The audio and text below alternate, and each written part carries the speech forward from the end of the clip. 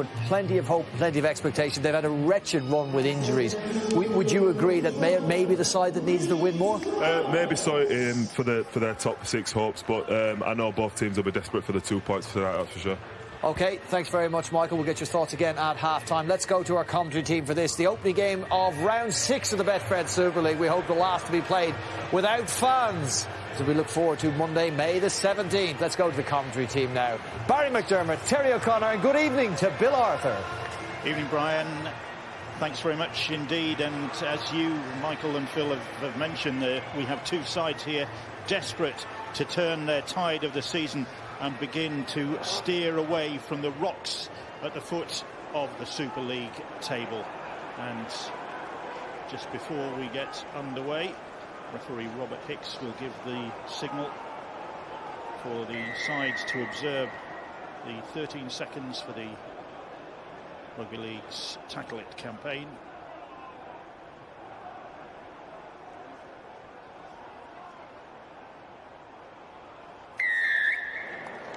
Switch round, guys. And now Switch round. Leeds without a win since the end of March. Wakefield on a losing run that stretches back to October the 29th last year. So there is a lot at stake for the Rhinos and for Trinity, even Barry, at this early stage of the season. A massive game, isn't it? We talk about the season as a whole and it being a marathon, not a sprint. Well, the Rhinos and Wakefield Trinity have got to go at this game sprinting at 1,000 miles an hour. Everything at stake. If Leeds can get a win, it will do the confidence the world of good and just get them into the right frame of mind for the marathon that's coming up over the next month. And then for Wakefield, their confidence, a lack of it. The win against the near neighbours is huge.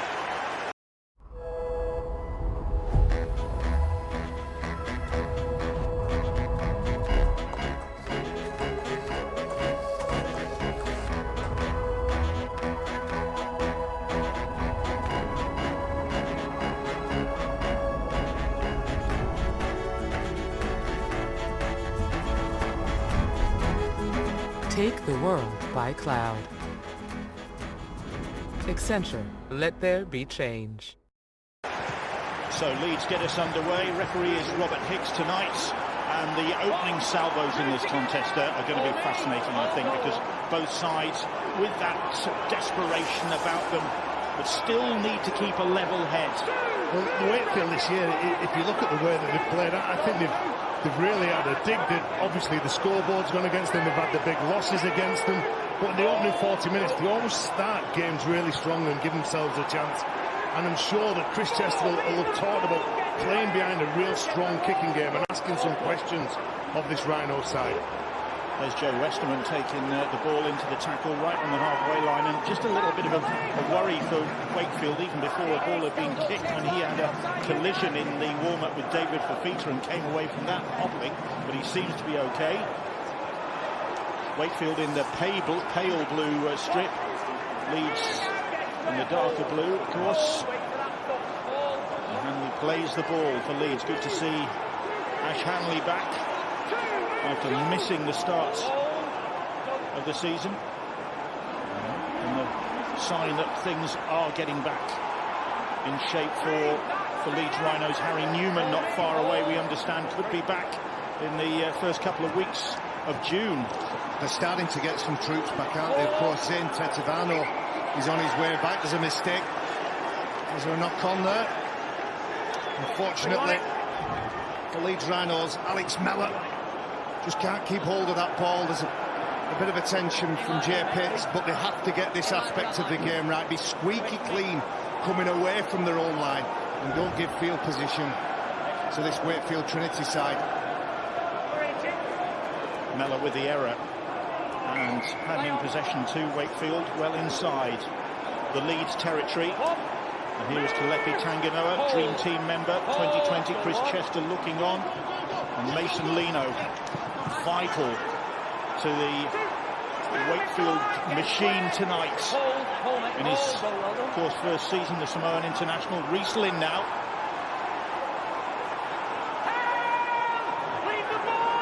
Here is Rhys Lynn. He's just about 5 metres away now. Jordan Crowther Here is Tinarawa Rona, the Wakefield captain.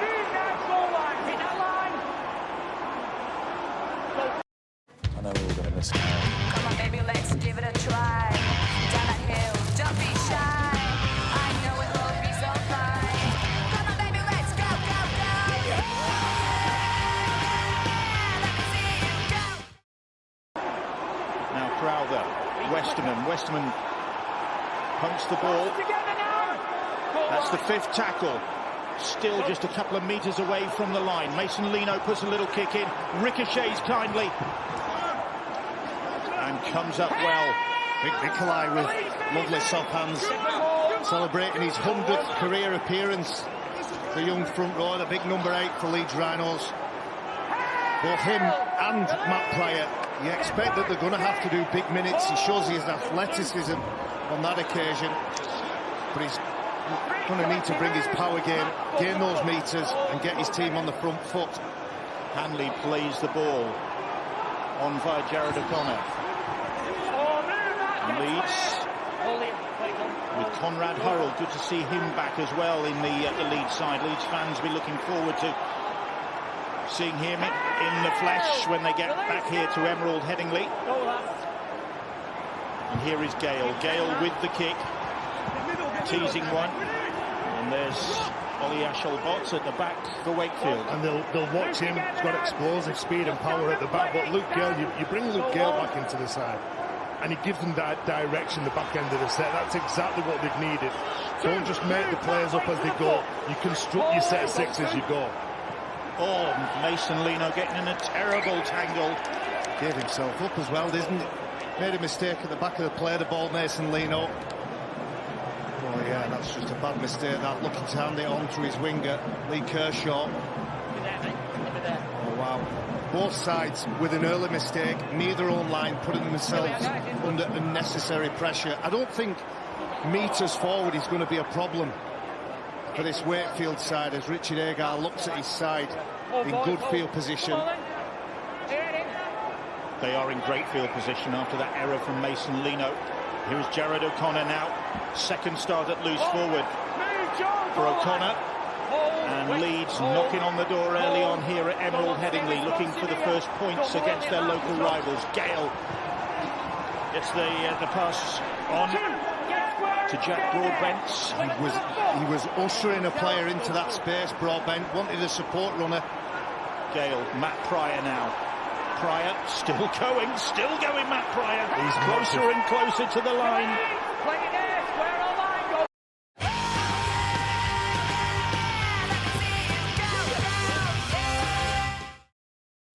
Dwyer. Here's Gale once more. Gale short pass, and again it's Broadbent bursting onto it, and this time Wakefield's defence is equal to the challenge. Held up, says Robert Hicks. Well, that's asking questions though, isn't it? Getting near the line. Alex Mellor hits really good hard lines, targeting Lino, targeting Lynn, and just can't get the ball down. Oh, Alexkit leaves one man in his wake. It was Ollie Ashelbot on the last. Now then, will we see a Gale kick? And it is, but it's pounced on by Matty Ashurst at the back for Wakefield. Looking to drop it over the try line, just couldn't quite get the power on it to get there in the right timing.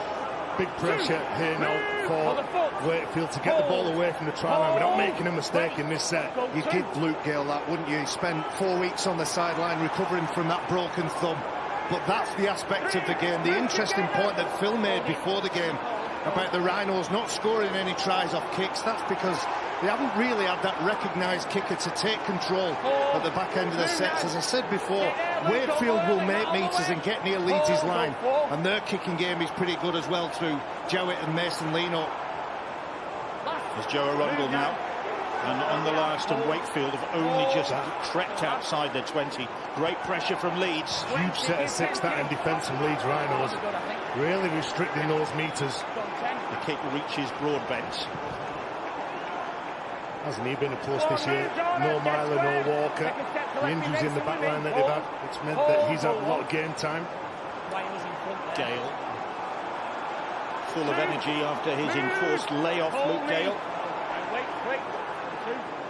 Dwyer. Here is Matt Pryor now. Leeds looking to Holtz. their losing sequence. 5 in a row in League and Cup. Hoping to break it here tonight. Strong run from Jared O'Connor. That's a great carry. Great carry from the young loose forward. 12 metres or so away from Wakefield's line as Dwyer gets the pass away. Gale onto Broadbent. Broadbent to Tom Briscoe. Briscoe playing in the centres for the first time in 6 years. And here is Gale once more, this time kicking across field. Reece Martin bats it back. And Luke Briscoe couldn't get a hold of it, but there was a shove. Yeah, Luke Briscoe was just shoved in the back, wasn't he? The referee spotted it, Robert Hicks. It was a better kick, wasn't it?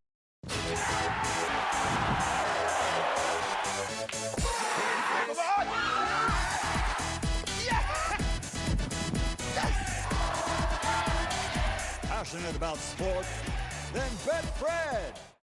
It from Luke Gale.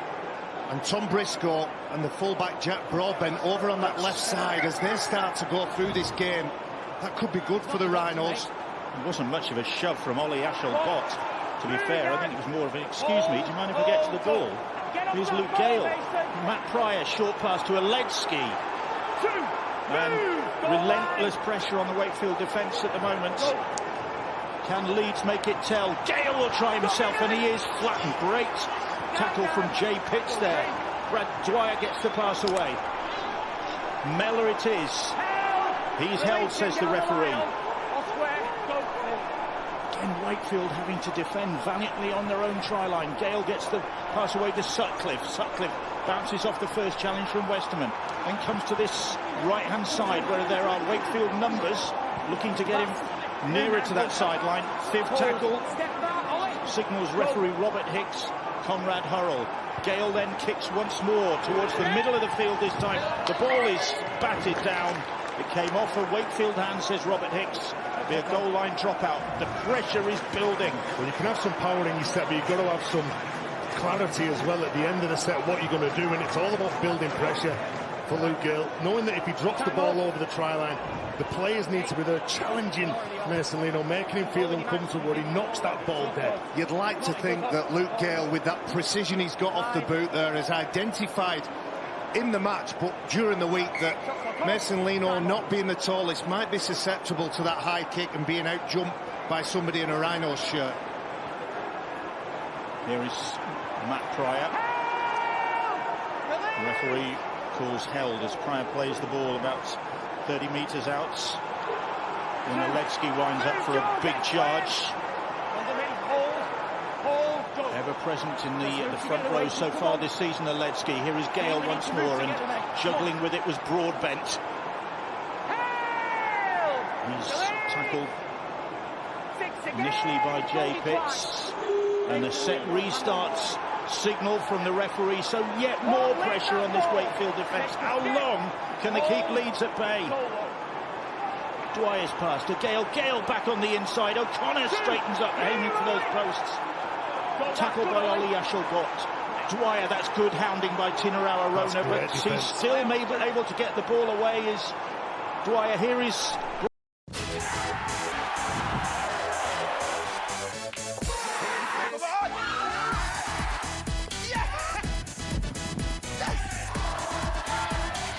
Passionate about sport, then Betfred.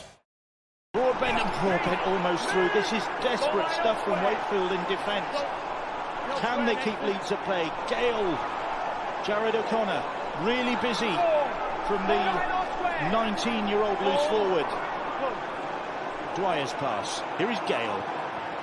Straightening up, and Hurrell looking to get those legs pumping. Instead gets the ball away to Briscoe, and great defence from Wakefield. The ball's still alive. It's Jowett who goes down on it in the end. What good work from this Wakefield defence. Yeah, outstanding. Liam Kerr did a decent job here of stopping Conrad Hurrell. He looks to get the offload away to Briscoe, but look at that. Numbers in, pressure in the Rhinos. It's terrific inside pressure because it created a 3v2, the Rhinos. And even though those two defenders were tempted to go in Wakefield shirts, they allowed time, bought some time for that inside defence to cover them up. All that pressure and Leeds unable to convert it into points. These two are the two poorest point scorers in Super League after 5 rounds. Leeds just 11 tries so far. Just over 12 points a game they're averaging, these two sides, but I think you can target that back with the Rhinos, particularly with the lack of half-backs. There was almost, I mean, even at this point, there was an air of sort of frantic about that. As though, we've got to score, we've got to score. You've just got to play with a cool head, haven't you? You can't panic every time you get down there. You haven't got a God-given right. You've just got to play out your sets and just, as I said before, just keep building that pressure.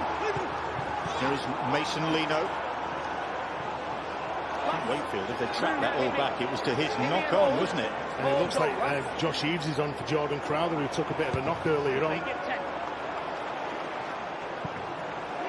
Kick from Jowett, I think it was, is very strong. Goes dead. They get away with that for me, Bill. Never let the ball bounce.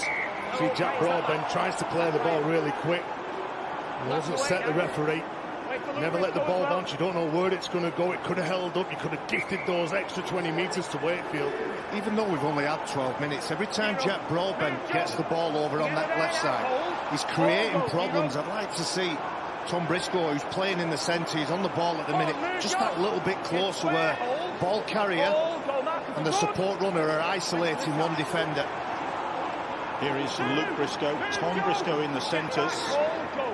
With William Hill Acca Club, bet £20 or more on Accas throughout the week and get a £5 free bet. It's who you play with, William Hill. Brother Luke, ever present on the wing. Dwyer gets the pass away to Luke Gale. Gale, little kick ahead. The chase is led by Kershaw, and Kershaw coolly bumbles it over the dead ball line with Hanley breathing down his neck. Well, that's good vision, isn't it?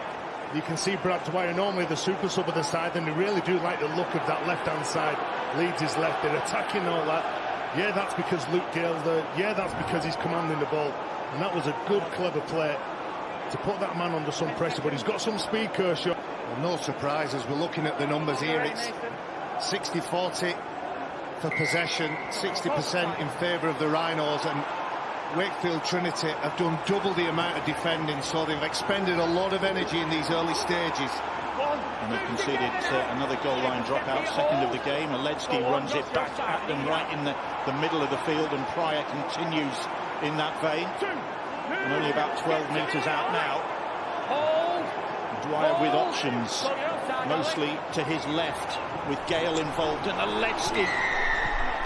And this offside against Wakefield, another opportunity for Leeds. Might they go for two here? I think you'd keep the ball. I think you'd keep going. Keep the punishment going. And Pryor just trotting towards the Wakefield defenders, and then takes the tackle. And he's lost it. Yeah, that's a good call from the referee. Matt Pryor, with bodies and arms all around him, wants to play that ball quick. Put it beyond him, it's your problem. But he loses control as he's putting it towards the floor. And that's a bad mistake from the veteran front rower. I think not much sympathy from the referee, Robert Hicks, who said if you can't keep hold of it, that's your problem. Can't use the neck as a Well, leader. No, you use the neck. They give a penalty where hands round the neck of a Rundle, and they've absorbed all that pressure, haven't they, this Wakefield side.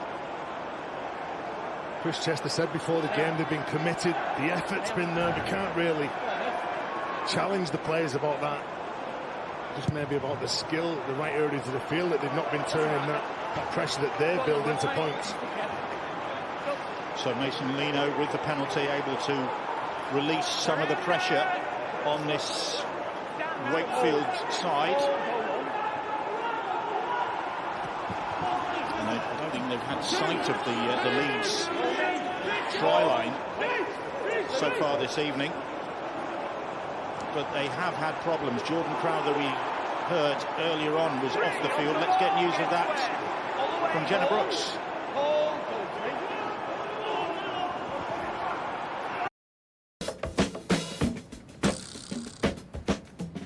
Cool shirt. Thanks, man. What? Wasn't me. Cool shirt. It is a nice shirt. That is a nice shirt. Makes you want to walk like this. We will get news. I don't think it's good from the Wakefield point of view if Jordan Crowther's off already. And Josh Eaves there is on. He is on loan from St Helens. And Of course, there is no Kyle Wood for Wakefield tonight, injured in the captain's run yesterday morning with a calf problem. Good defence from Leeds Rhinos there through Jared O'Connor. Not an agreement from Terry O'Connor. Well taken by Luke Briscoe. They look like they've got into the speed of the game now, don't they? Wakefield need to ask more questions though when they've got the ball. Said before about how they start games really well. Got to be physical as well. So Leeds in possession. Let's see if we can get through to Jenna Brooks again with news of Jordan Crowther. Yeah, thanks, Bill. Just a moment ago, Jordan Crowther limped from the pitch. He's went straight down the tunnel. He's still being assessed. I've been told that they're looking at his left lower limb, so between mid-calf and ankle. As I said, no Kyle Wood. Jordan Crowther starting hooker tonight. Josh Eves on the bench. Leeds aren't the only ones with injury problems, that's for sure. And that's a tall kick, and Ollie Ashelbott is tackled in the air, but it still managed to claim that ball. Good work from the loanee, Ollie Ashelbott, on loan from Huddersfield Giants. Well, he was clobbered by Alex Mellor, the referee. Says that he was taken out in the air. He's a good player, that youngster. Not the biggest, but really brave at the back. Scored a try on his debut. So that's another Leeds penalty conceded, which allows Wakefield again to relieve the pressure. But again, you just got to be patient. Just because the 17 minutes gone and there's no scores been on the scoreboard yet. Again, keep ending your sets well. Be disciplined when you have the ball. Don't give piggybacks up the field. Is Joe Westerman then? Wakefield just inside their own half. Kalepi Tanganoa. Really solid signing he has been for Wakefield. As has this man, Tinarau Arona, in his 6th season with the club. And the set restarts signal from the referee means more tackles in favour of Wakefield. More pressure this time for Leeds to deal with, who are on the defensive for the first time in the game after 18 minutes, really. Here's Kalepi Tanganoa. 10 metres out, Wakefield are. Eves. Here is Westerman. Here is Mason Lino. Lino Jowett, quick hands. And Liam Kay. And Kay finishes superbly. And what an irony in that, because all the pressure in the opening 18 minutes has been from the Leeds Rhinos. And the first opportunity that Wakefield gets is turned into points with a try from Liam Kay. Well, he certainly knows how to score, doesn't he, Liam Kay? You can see that a couple of the players just wedge in, and Conrad Hull, he just plants his feet, and it just helps Wakefield. And the way that they react to shift the ball, a couple of defensive errors from the Rhinos over on the right-hand side leads to the space for that man. You've got two players doing different things. You've got Liam Sutcliffe going in, fighting in to take the ball carrier. And then you've got the centre, Conrad Hurrell, who sits on his heels and then drifts out. And that's where the space was created. A simple score for Liam Kay. Punishing period of the game, as we said, the first 16, 17 minutes, it felt like Wakefield, all they did was defend. And they go right up the other end of the field, absorb that pressure, and then come away with points at the first attempt. Mason Lino with the kicking duties for Wakefield tonight. He's kicked 9 goals already this season. He's missed with that one, but Wakefield have got the first points on the board from that man, Liam Kay, who has got fond memories of this ground. He scored Toronto's first Super League try at Headingley last February. A nice sweeping play. You can see Joe Westerman involved, Mason Lino involved. The creative players for Wakefield took control and put it on a plate for the winger. So Wakefield get their noses in front. Quarter of the game gone. Ashelbott underneath that ball. One Monday, 7 p.m, Sky Sports Arena. What an evening that is going to be. 4,000 people. But what significance in that? You'd have thought 4,000, that wouldn't matter. But given the context of things, to have 4,000 people at the ground is going to be just extraordinary. It's going to be scary. I feel like I should shake the hand of everybody as they come in and say thanks for coming. Nice to see you. It will be Maybe we can hug again. I think Tez might give everybody a hug. I think that's a little further away, that. Yeah. And even if it wasn't, it would be. Well, there's a forward pass there from Wakefield. Where do you want it? I'm not sure many people is going to be hugging Joe Westerman with that mistake. You can see that Mason Lino, he just overruns the ball. And Joe Westerman, and they give the field position here to the Rhinos.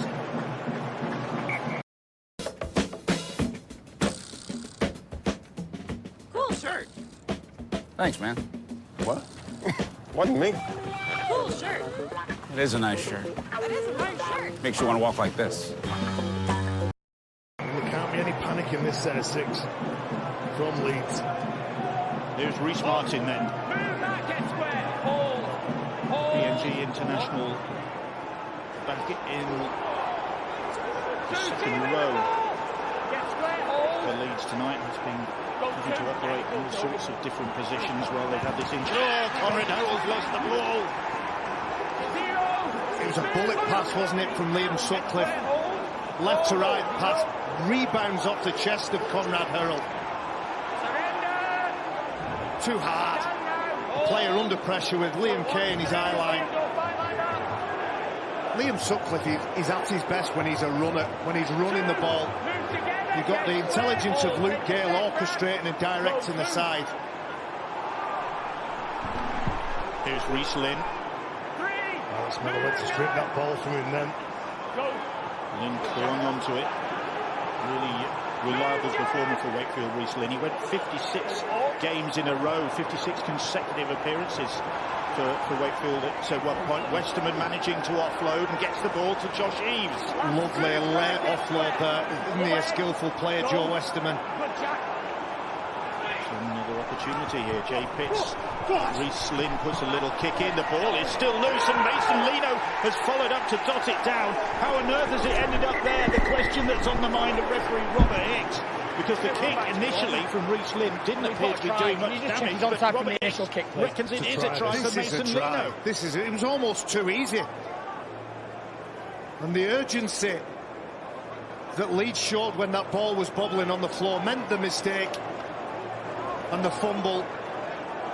It was a nothing kick really from Reece Lynn.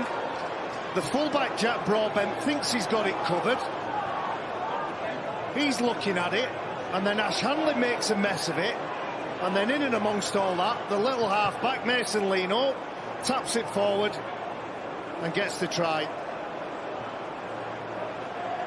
This is a try.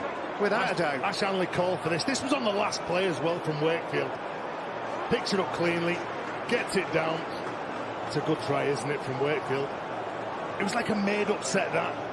When Lynn kicks that, he knows it's the last play. He's got to get his boot to the ball. Ash Hanley makes the mistake.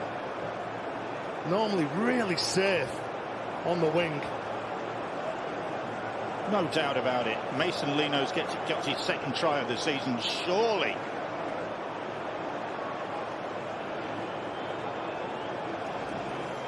Video ref is Liam Moore. Hasn't taken long to review that one, and it is a try for Mason Lino. He got a poacher's try against Hull FC in April when he chased up a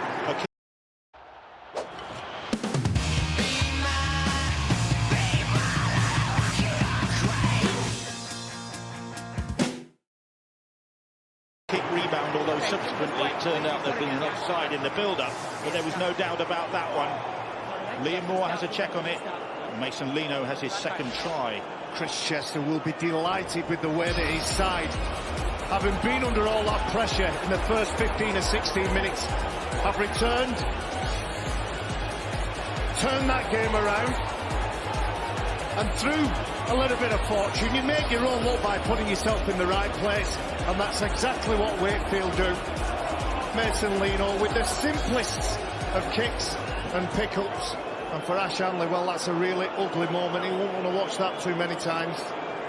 Mason Lino with another missed conversion. A could come back to haunt Wakefield, but they've got 2 tries. They lead by 8 points to 0. They've had two opportunities.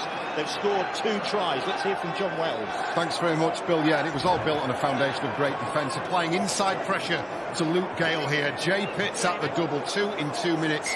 And this is going to give Luke Gale something to think about. Am I going to go and engage the line as often when I'm getting picked off like that? The foundation for the 2 scores by Wakefield. So much expected of Luke Gale on his return to the side. It's not just down to him.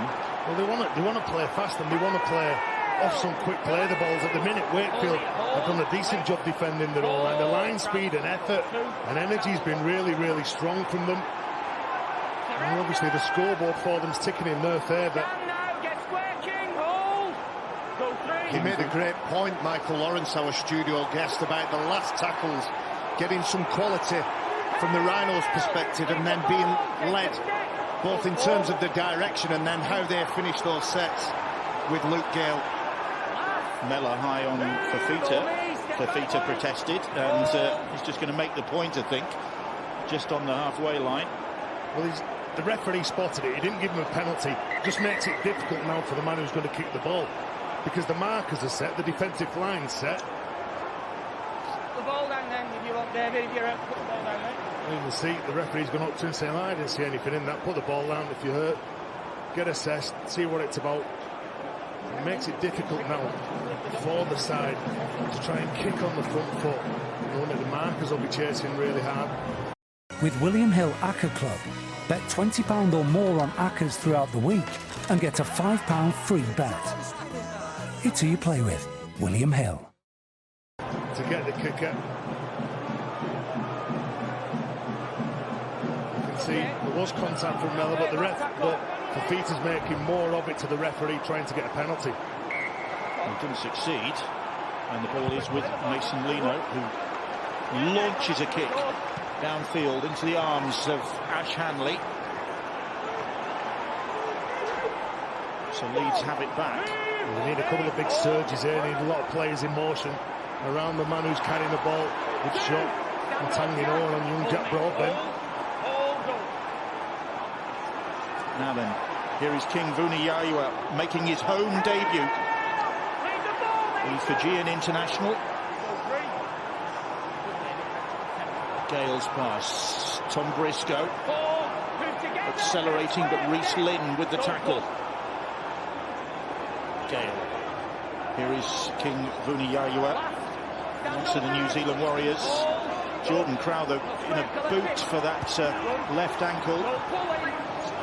So his night has been brief, and that presents Wakefield with a problem.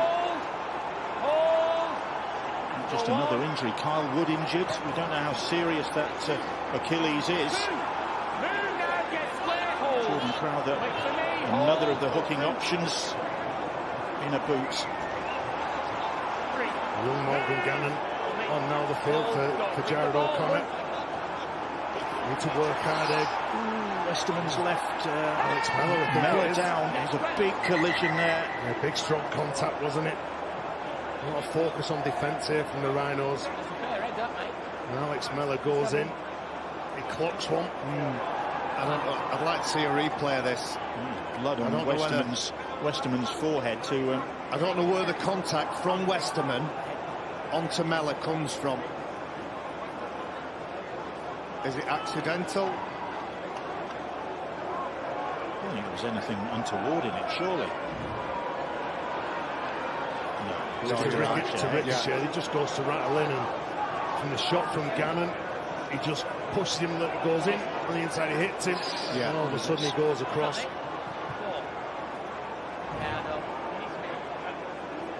He looks like he's got a cut on his eyebrow, I think, Joe Westerman. Cheek. Cheek. So important, Joe Westerman. Well, Max Jowett, who wears the number 1, is a runner of the ball. He has that free rein when he's in the middle of the field to support the ball, put players on if he wants, but just run and take defenders on. Westerman can do pretty much everything. Pass, kick, offload and run strong lines. Some speculation he might not be at Wakefield next year. Going to Castleford. Yeah. I think he's been really good back where it all started in 2007 when he made his debut for that club. He seems to be all right. But Alex Mellor having a bit more treatment. He's been feature of the Leeds second row. Well, second row and centre, in fact. He's played 3 in second row, 3 in the centre. And the medical team not taking any chances.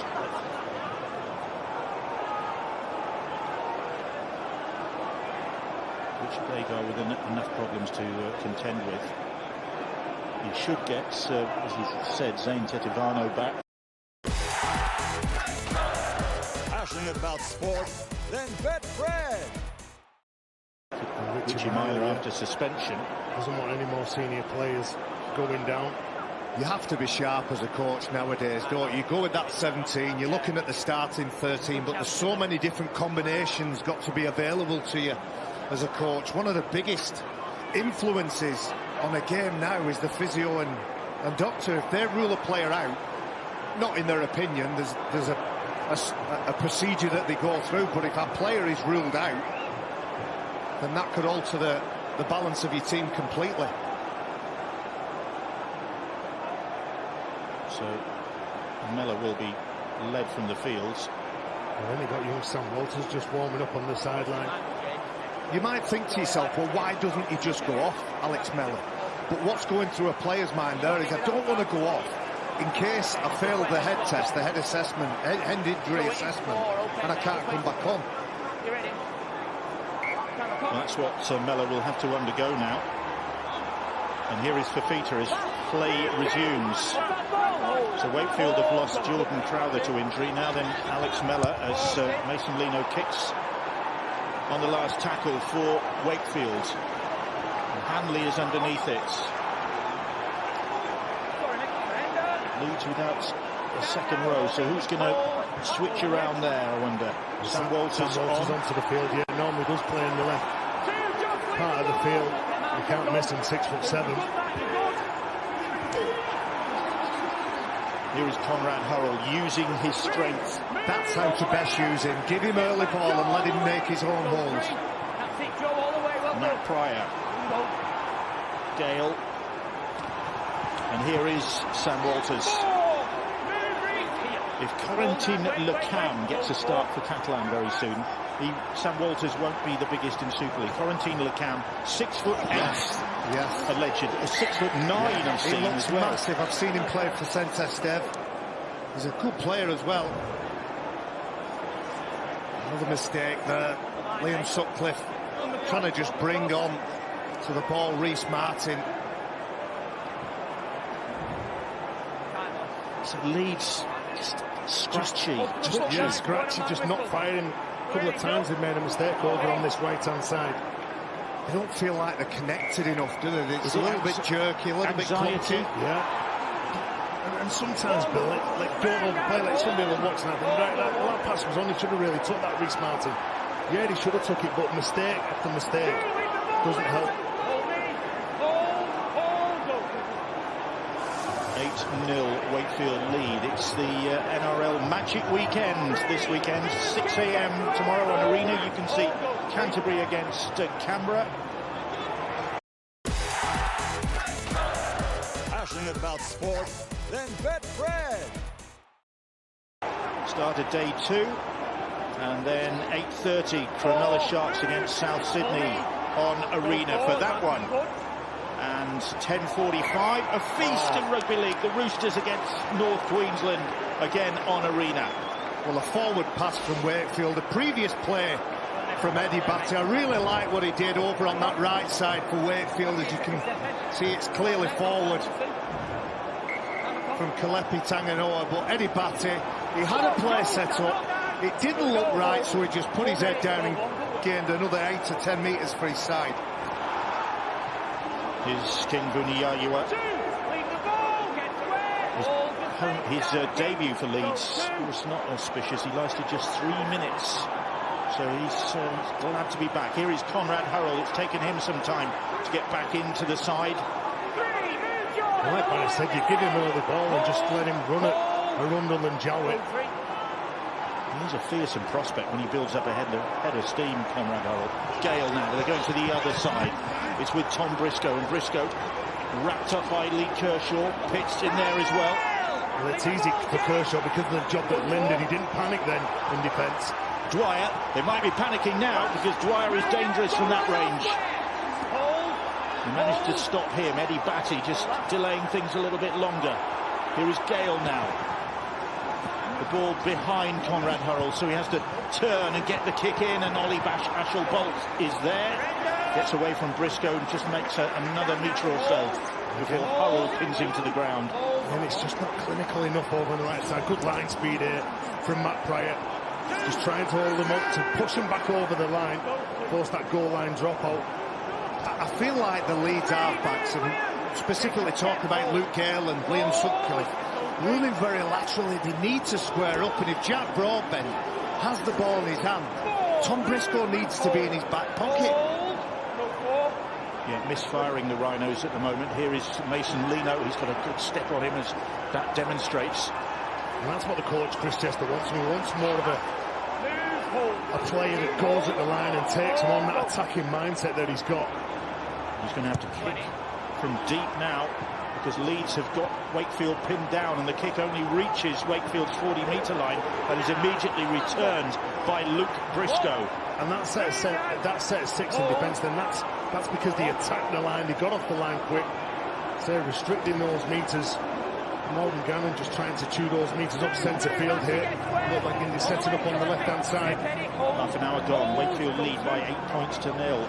Leeds looking to crack this stubborn Wakefield defence, and Gale delaying the pass. Jay Pitts can't keep a hold of him, does eventually. Persistence paying off for Pitts. Here's Dwyer for Matt Pryor. Pryor stopped by Westerman. Dwyer going for it, and that's... With William Hill Acca Club, bet £20 or more on Accas throughout the week and get a £5 free bet. It's who you play with, William Hill. Mistake. They're sucking up everything, aren't they? He tries to offload the ball, and he makes the mistake, Brad Dwyer. And again, you've got to credit what they're doing. They're tightening up around the ruck areas. They know that every time Brad Dwyer gets in, there's a good chance he's going to go off the quick play of the ball. And look at Kershaw here, he's one of those powerful wingers in the modern day game now. Another problem for Wakefield. We hear from Jenna that David Fafita has gone off with a rib injury. So his involvement has been pretty short-lived. Kalepi Tanganoa, though. Full credit to Wakefield. Pryor rips it from his grasp. The referee says play on. And that's good thinking from Matt Pryor. Now then can Leeds capitalise. Briscoe slips out of the first tackle. Was trying to get the pass round to Ash Hanley. Couldn't do so. Hanley, one-handed pickup. Loping towards the centre of the field and then straightens up towards the posts. About 15 metres out. All the players seem to be down in Wakefield's half, and that play was outstanding. There's Walters. Sam Walters tackled low down by Jay Pitts. Cruz leaning on for Leeds Rhinos. This is a big opportunity for them with half-time approaching, and Sutcliffe little step from the standoff. Ashurst. There you go, straightening up from Sutcliffe. And Reece Martin is over the line. Has he got the ball down? The referee has not got a good view. Bodies all over the place. Martin is celebrating. It's another video referral. Liam Moore will look at this. Robert Hicks reckons it's a try for Reece Martin. Yeah, just direct off the ruck. Then from Reece Martin, Cruz leaning straight onto the field and involved. Just looking at where defenders are, you can see that Martin, he's expecting to be hit from Ashurst. He knows that there's going to be some bodies around the ball, and you can see Jowett trying everything to prevent him from scoring it. And then when he gets over here, he's got full control of the ball. He's still got it. He's still got it. He gets over the shoulder of Jowett and grounds the ball for me. There you go. That's all that replay will show us the referee was in the right position. He awarded it a try, sent it up as a try, and Liam Moore agrees. And Rhys Martin gets his first try of this Super League campaign. And Leeds eventually find a way through the Wakefield defence. It came off the back of Sutcliffe straightening up, and you can see around that cluster, around the play of the ball, people have had to move, they've had to accommodate and account for Liam Sutcliffe when he had the ball in hand. This is good strength by the back rower. Jowett's got an awful lot to contend with. He's looking outside him and seeing what there is. There's good attacking shape over on the right-hand side, but it's a big, strong carry from Rhys Martin. That's exactly what they needed. I'll tell you what, that goes back to Matt Pryor's ball steal and Kalepi Tanganoa. Yeah, I said before, it was a big, big play for them. And Rhys Martin converts his own try, and what the Leeds worrying about. Well, that was a good point you made. I was just...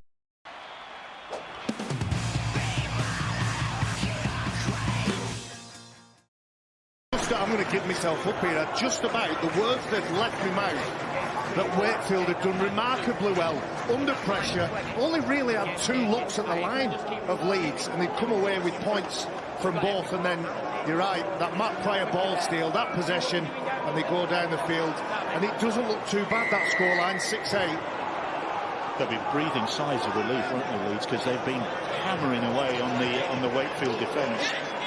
But like I said, you look back at the games that Wakefield have played this year, half-time they've always been close. 0-0 at Saints. Yeah, I think it was 6-6 against Wigan as well. And then they were just 2 points behind against Catalan. Well, they don't help themselves when they make mistakes like this. You just scored. The biggest thing you've got to do after scoring is get to the kick. Don't panic at all. Young Sam Walters makes the mistake. You see he's trying to push through. He looks to offload the ball. It wasn't on. Never on. Wasn't with him. Get to your kick. Do you do that on the resumption after a restart? It's never on, is it? Teams, coaches will want a good set of 6 after points. Get to the kick and try and put some pressure on your opponents through good defence. Good news for Leeds Rhinos. Alex Mellor is past his head injury assessment, so he will be able to return. No news of David Fafita and his rib problem. But Leeds do have a problem having knocked that ball on. And Westerman is driving for the line, but the ball has come up for Pryor, and there was a little bit of furtive fumbling going on there from Leeds, and the penalty goes to Wakefield. Well, Matt Pryor got away with it before, but this time he strips the ball, and there's 2 men in the tackle. You see Sam Walters in there. You think Wakefield there, and they go for 2 points. So Matt Pryor has been outstanding in the last couple of years, hasn't he? He has a big influence on this side. And Mason Lino now just lining this penalty up. He'll take the points on offer. This with his first 2 in the game. This with half time approaching. Valuable for Wakefield.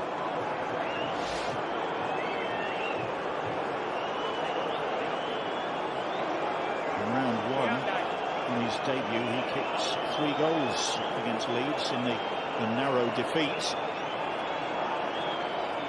Yet to find the target tonight. This time he does. Wakefield go 10-6 ahead. Well, Chris Chester's men will take any points on offer, especially after just conceding. It's important that he gets that scoreboard ticking over in his favour.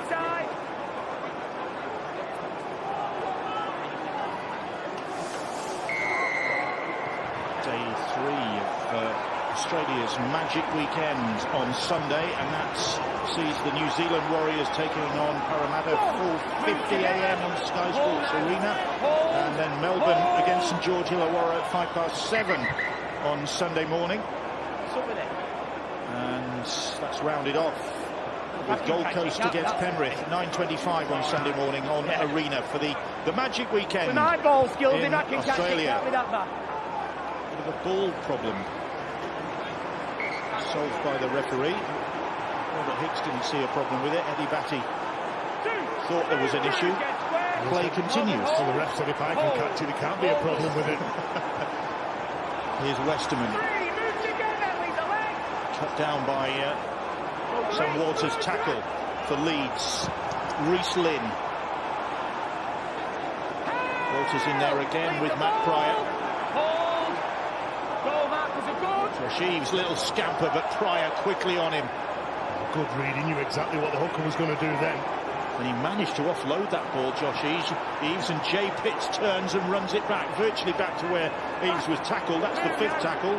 Hold it, hold. Wait, go.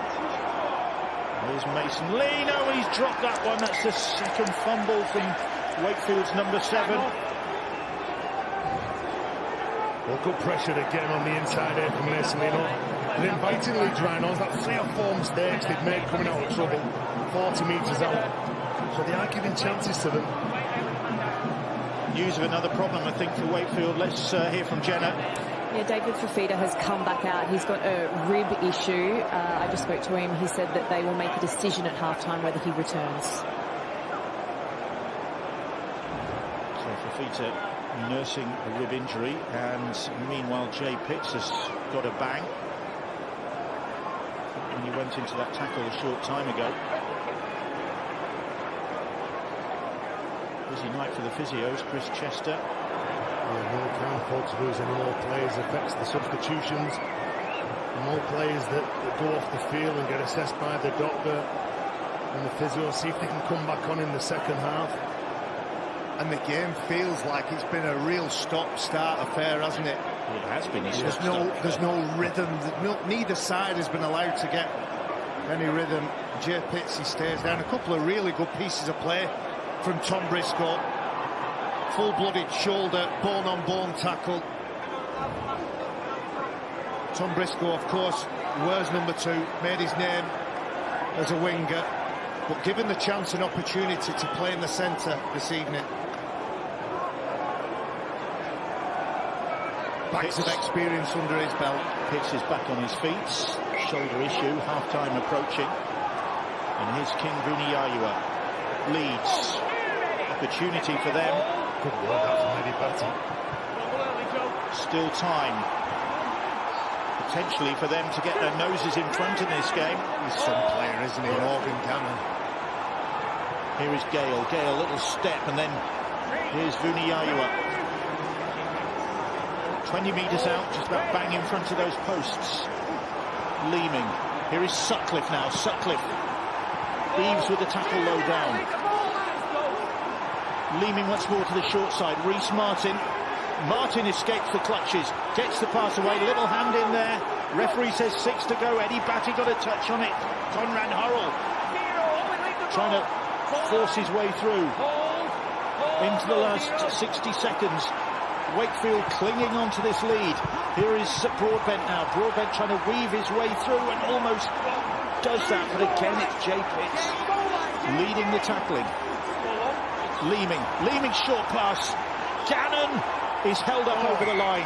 He picked a really good line then, Gannon. Well played, mate, out there. Showed good strength to get over the line.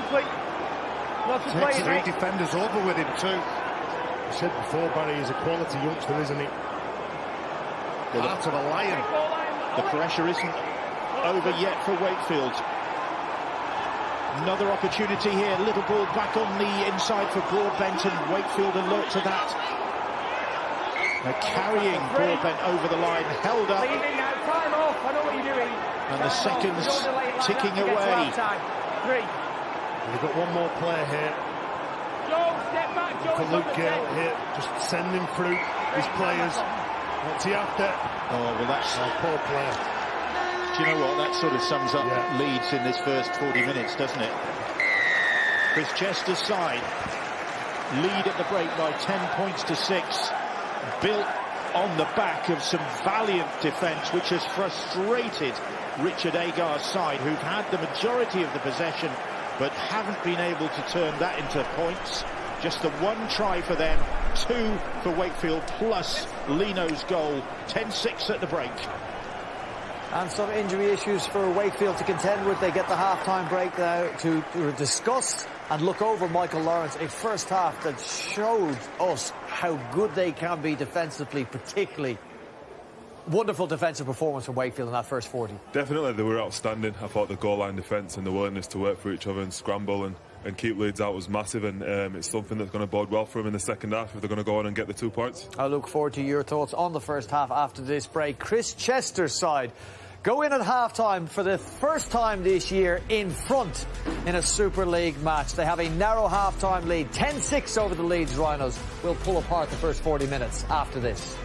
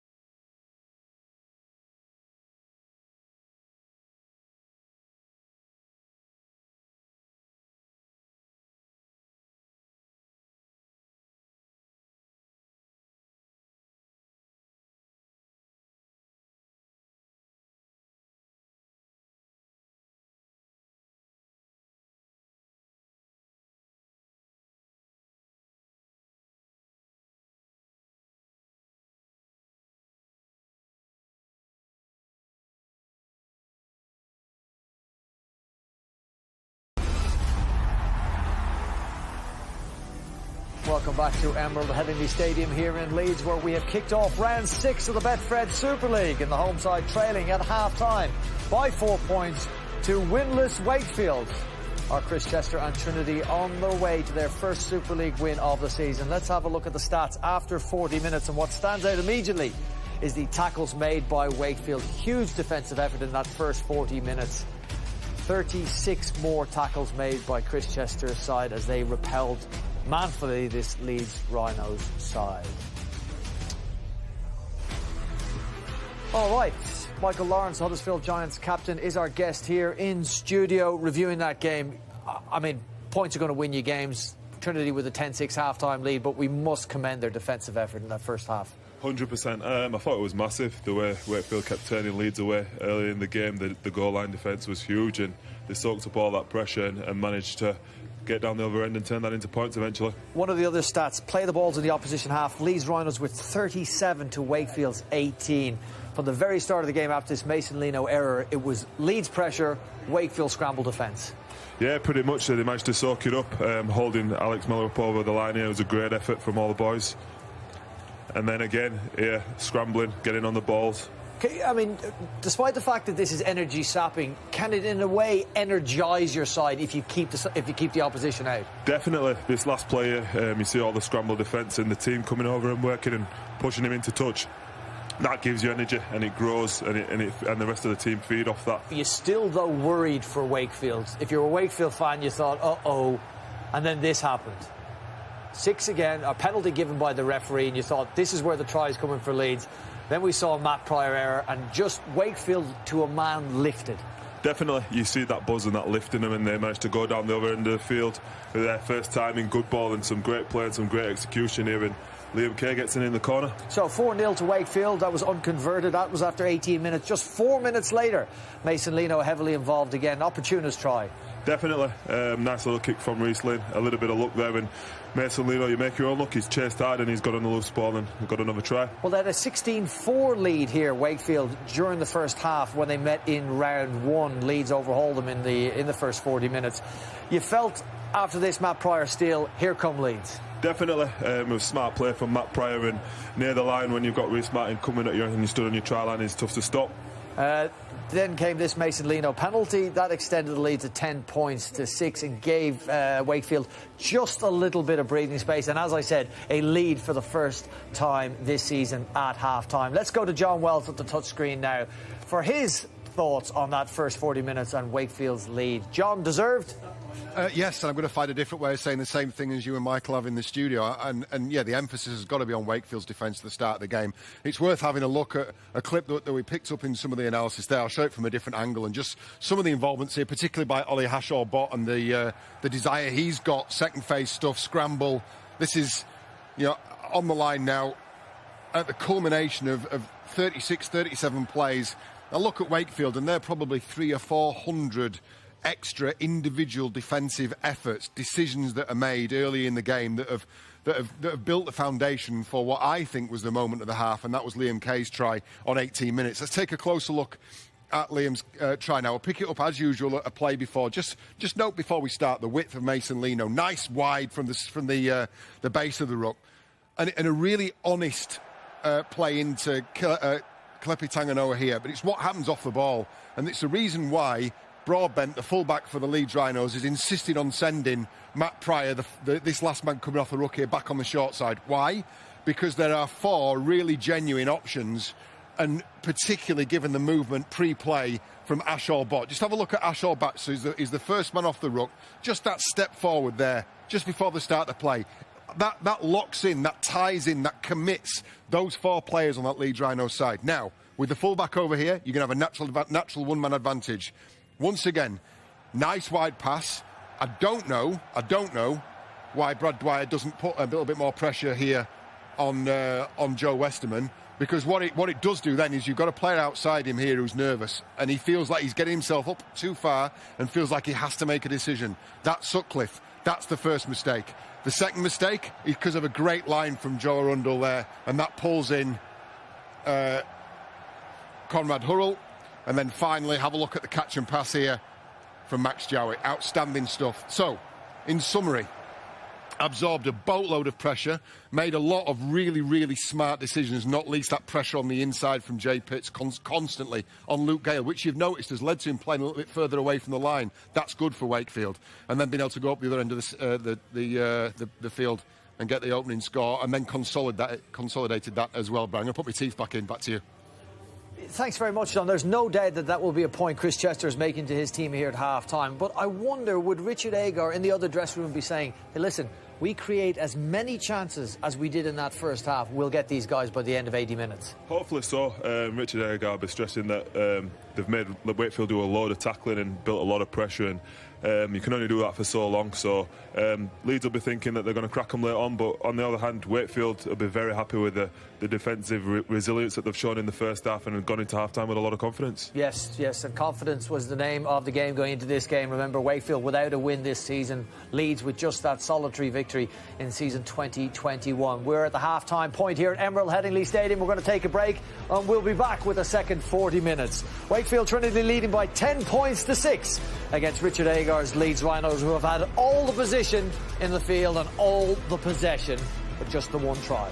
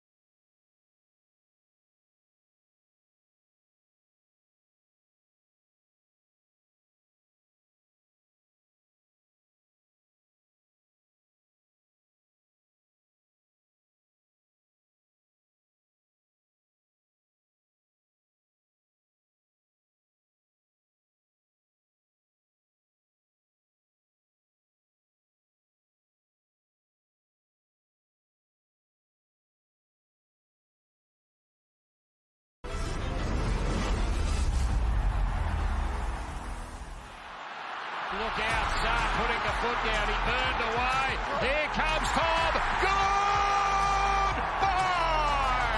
It's Tom Trbojevic. Yep. There's Tom. There's Jake. Good night. There's a try. It was only a matter of time as the brothers combine. Yes, the sensational siblings at it again. Manly a 50-6 win over Brisbane in day one of the Magic Round from the NRL. Tomorrow, the action is Canterbury-Canberra, 6 a.m. on Sky Sports Arena, followed by Cronulla South Sydney. And the day ends with the Sydney Roosters taking on the North Queensland Cowboys. That one at 10:45 a.m. Day 3. Well, some of the competition's big hitters are in action. Parramatta taking on the Warriors, a 4:50 a.m. start for that. And then Melbourne, who have won their last 6, take on the Dragons, 7:05. And the day ends with Penrith, 9 from 9, a perfect start to the season, taking on Justin Holbrook's Gold Coast, 9:25 a.m.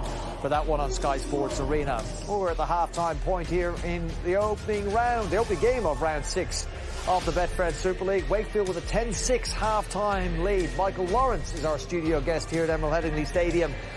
We talked about the energy that Wakefield may or may not have. We'll see in the second 40 minutes how much that defensive effort they put in the first 40 has taken out of them. But you've seen something from them that suggests they'll be right up for this game. Yeah, definitely. I spotted as Wakefield went into the sheds at half-time, the high-fives, the camaraderie, the slapping and the jogging in, and I definitely think they went in the happier side after the first half, and they'll be confident of coming out here and putting in a good 40 minutes this second half. They are desperate for a victory. Wakefield, will they get their first win of the season against the Leeds Rhinos, the side that recorded their first victory of the season against Chris Chester's Trinity? Let's find out in the company of our commentary team. We'll go back again to Barry McDermott, Terry O'Connor and Bill Arthur.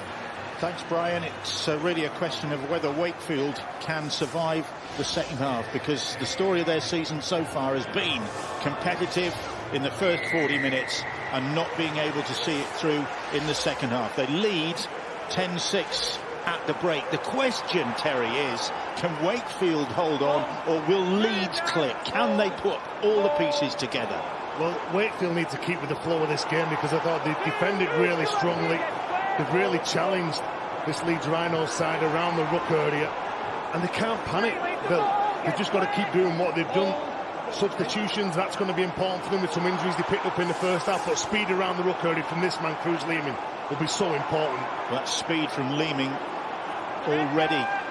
Wakefield thought they'd got him on the halfway line, and then he's managed to purchase a little bit more territory for the Leeds Rhinos side, and they're rolling forward. That's the 5th tackle. This is a good opening set to the second half from the Leeds Rhinos. Is it a good kick from Luke Gale?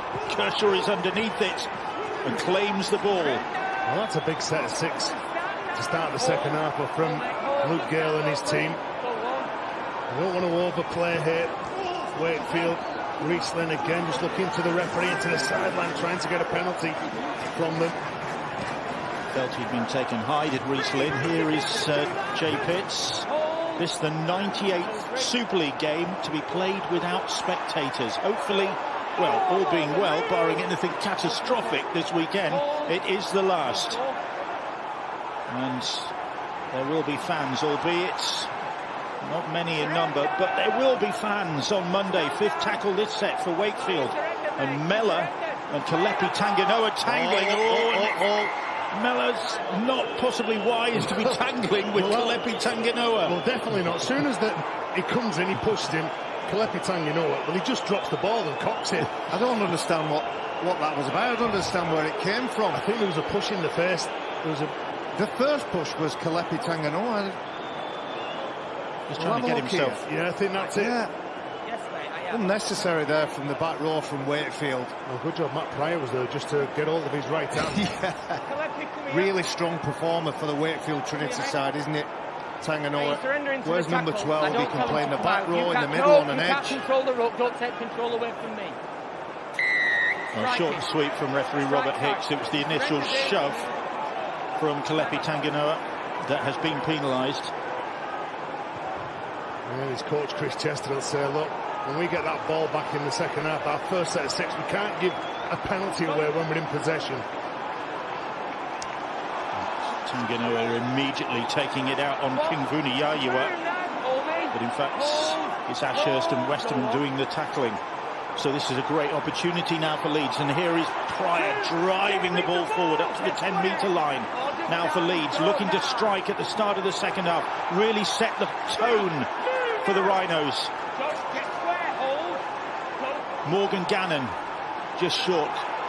Now they come to Sutcliffe, and the pass was there. Surely was looking for it, and what again? The Wakefield defence again up to the mark, and Sutcliffe feels the sting. Well, it's good defence from Wakefield, isn't it? But you're right, Bill, that pass was on. Takes it to the line, straightens up. To be fair, he's a little bit lateral again, Liam Sutcliffe, but the pass was on to Tom Briscoe. Where are you going, mate? In the middle. He's engaged and got Reece Lynn to bite in, and at that point, a simple, just a flop pass, just a floated pass. But wonderful defence from Wakefield. Character on show again, as it has been all the way through this game. Right, early moments of the second half. Let's go down and hear from Jenna Brooks. Yeah, Richard Agar said that his side had chances that they just couldn't convert. They just made a couple of costly errors, which they need to focus, stick to the game plan, and he's confident that they can come back and win this. Chris Chester really pleased with defence. They're just doing too much of it and made too many yardage errors. They need to fix up. David Fafita is sitting in the dugout right now. He's got his sweater on. He looks in pain, and he's definitely not coming back. So low on numbers for Wakefield. There is David Fafita. That is really going to stress Wakefield, as will errors like this. Well, again, I get that's the fifth error that they've made. You can see that he's trying to play the ball quickly, but he's got no balance, Eddie Batty. All about that ruck speed, trying to help his teammate Josh Eaves. And they turn the ball over cheaply, again in those yardage sets, the low-risk plays that they should be doing. So again, Wakefield bring pressure on themselves, really. Inviting Leeds to attack, which they are doing now. A big run and a strong response, and that's great work from Morgan Gannon. Look at that from Gannon. Can I just point right out tackle? He's 17 years of age, that young man. Well, what an effort that is from Morgan Gannon. It's put the side in great position, but then Leeming's come up with the error, but no, the offside call. So they've had some penalties, haven't they? In the right area of the field, the referee. I agree, Tez, they've had a lot of possession, but they haven't created hardly anything, Leeds. Well, they're looking to now. Here is Pryor. He's called held, he's held, says the referee. And again, set restart hooter sound, so the pressure really is relentless on Wakefield, as it was in the first half. They surely can't keep this defensive effort up. It's got to drain them, especially with two players out of the reckoning in the second half. And Conrad Hurrell rumbling towards them, and Hurrell's going to try and get this ball down. He won't manage to do so. He's sandwiched between the Wakefield defenders there. Again, that's a huge effort and a win for Wakefield to prevent the Tongan international from going over. Always has a smile, Conrad Hurrell. He gets up from that particular incident, smile on his face. And a try here would bring a smile to the face of Leeds Rhino supporters. Here is Leeming. Leeming's pass to Morgan Gannon. Just his third appearance. And he's only about 5 metres away as he plays that ball. Leeming. Gale's pass to Mellor. That's the fifth tackle. Wakefield miles offside there, surely, and Gale will try it himself. Manages to get the pass away to Pryor. Pryor down the short side, gets the pass back in field, and eventually it was forward. It was forward as Broadbent looked to put the ball down. The referee said the pass was forward. I think he's given obstruction, I beg your pardon. Yeah, Matt Pryor comes back the short side there. You can see Matt Pryor who passes the ball. He just prevents Jay Pitts from getting anywhere near him. Come on, guys, let's see, get going. He spots the numbers. There's two men outside in some space. He dummies it to Ash Hanley and comes back. There is some confusion when the ball is in the hand of the Rhinos, but my word, don't they step forward for one another, Wakefield Trinity. Desperation on their own try line and a higher sense of urgency, I feel, when they're defending the Wakefield Trinity side. Frustration for Leeds coach Richard Agar. Another opportunity goes begging for his side. Josh Eaves. playing the ball. He'll be getting a bit of game time today with Jordan Crowther out of the reckoning for the remainder of the game. Too passive, that defence from Leeds. Wakefield making 10, 12 metres through Joe Westerman. And here is Westerman again, rides the initial challenge of Mellor, but is then brought down by Leeming and Vuniyawa. Here's Mason Lino, and Lino drilling a good kick into the corner. He's getting his kicks away, Mason Lino. You see Mellor just trying to do enough to put him off. He's a gifted player. He said before, Chris Chester wants more off his half.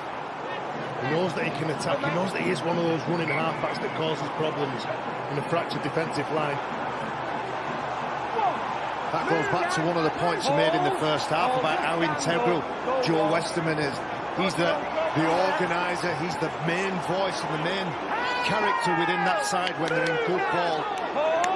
There he is, he can do it tough, but he can do it skillful as well.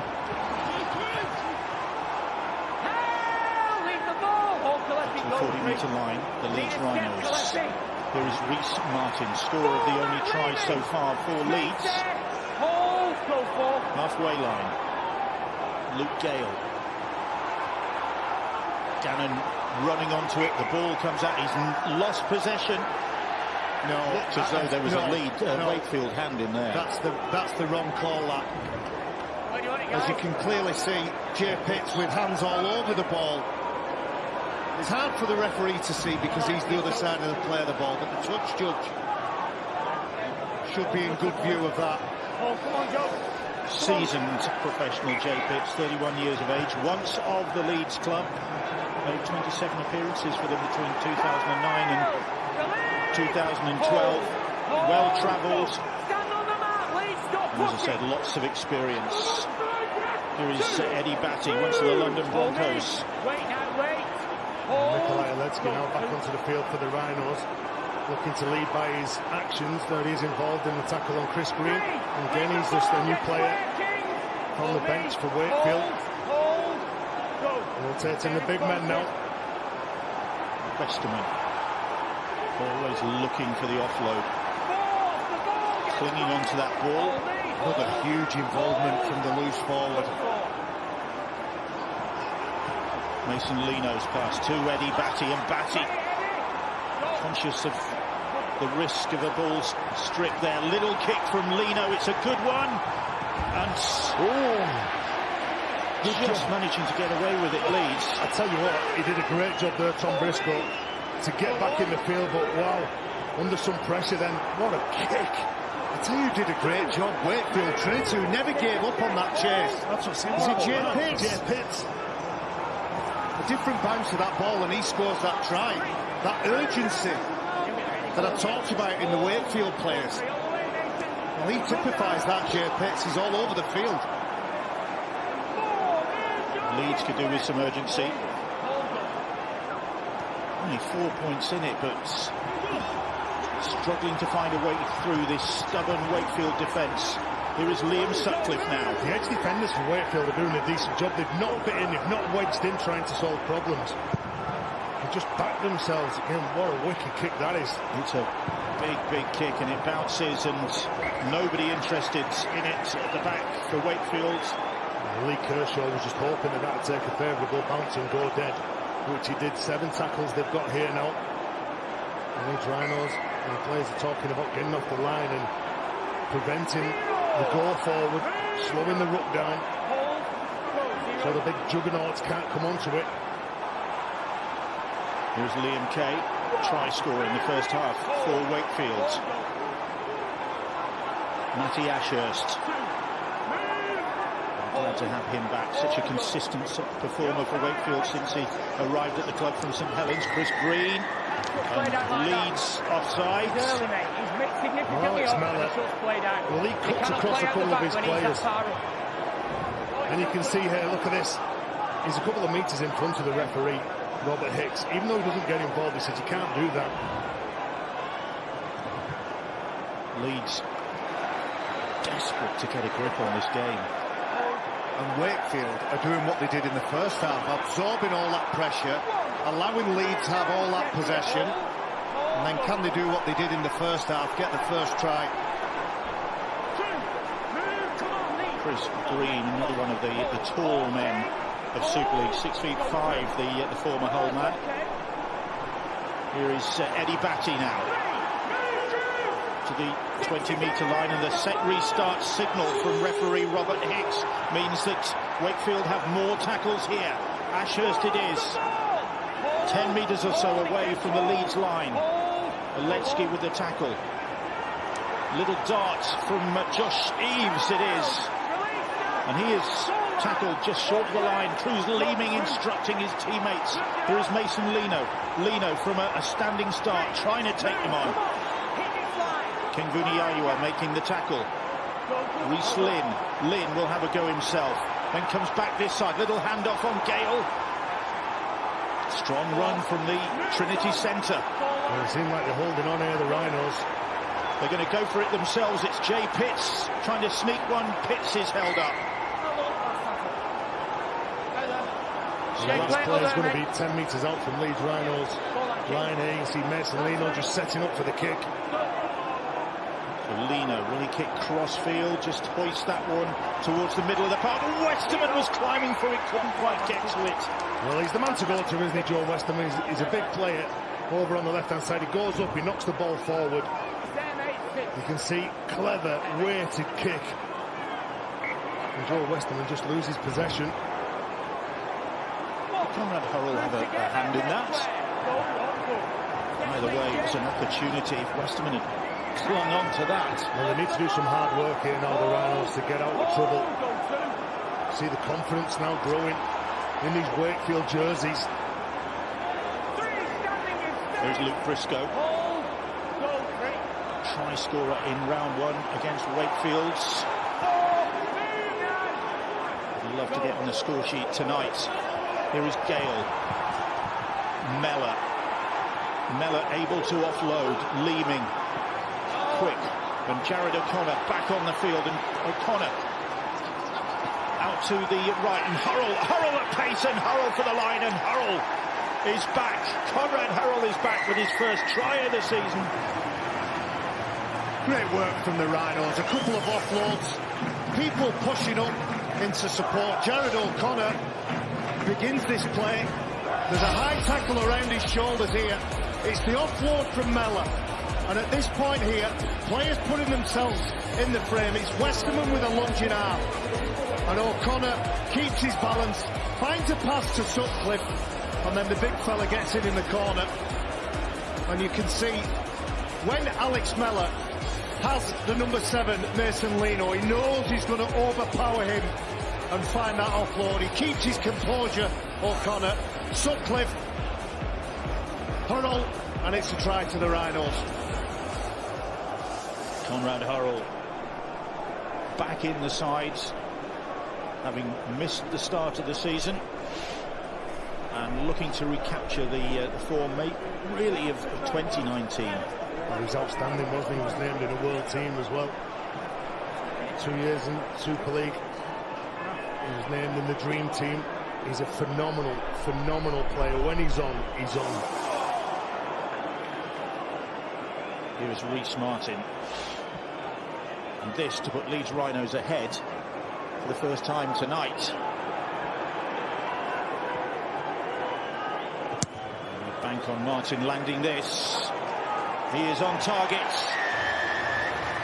And Leeds finally have got their noses in front. You think that they just need to relax here, don't they, the Rhinos? The right area of the field. Richard Agar would have given them a game plan, what he wanted them to implement. Knowing that this Wakefield side, they're not going to turn up at Headingley against the near-city neighbours and just roll on the back and let them tickle the tummy. They're going to come in and they're going to fight for the 2 valuable league points. Hurrell urging his teammates on as the game restarts. Kingvuniayua underneath that ball. Conrad Hurrell, Tongan international. And if there's a player that feeds, if there's one player that feeds off that crowd, it's Conrad Hurrell, isn't it? It energises him. When this south stand that we're sat in now gets behind him, he grows, his chest puffs out and he gets involved a hell of a lot more. O'Connor plays the ball.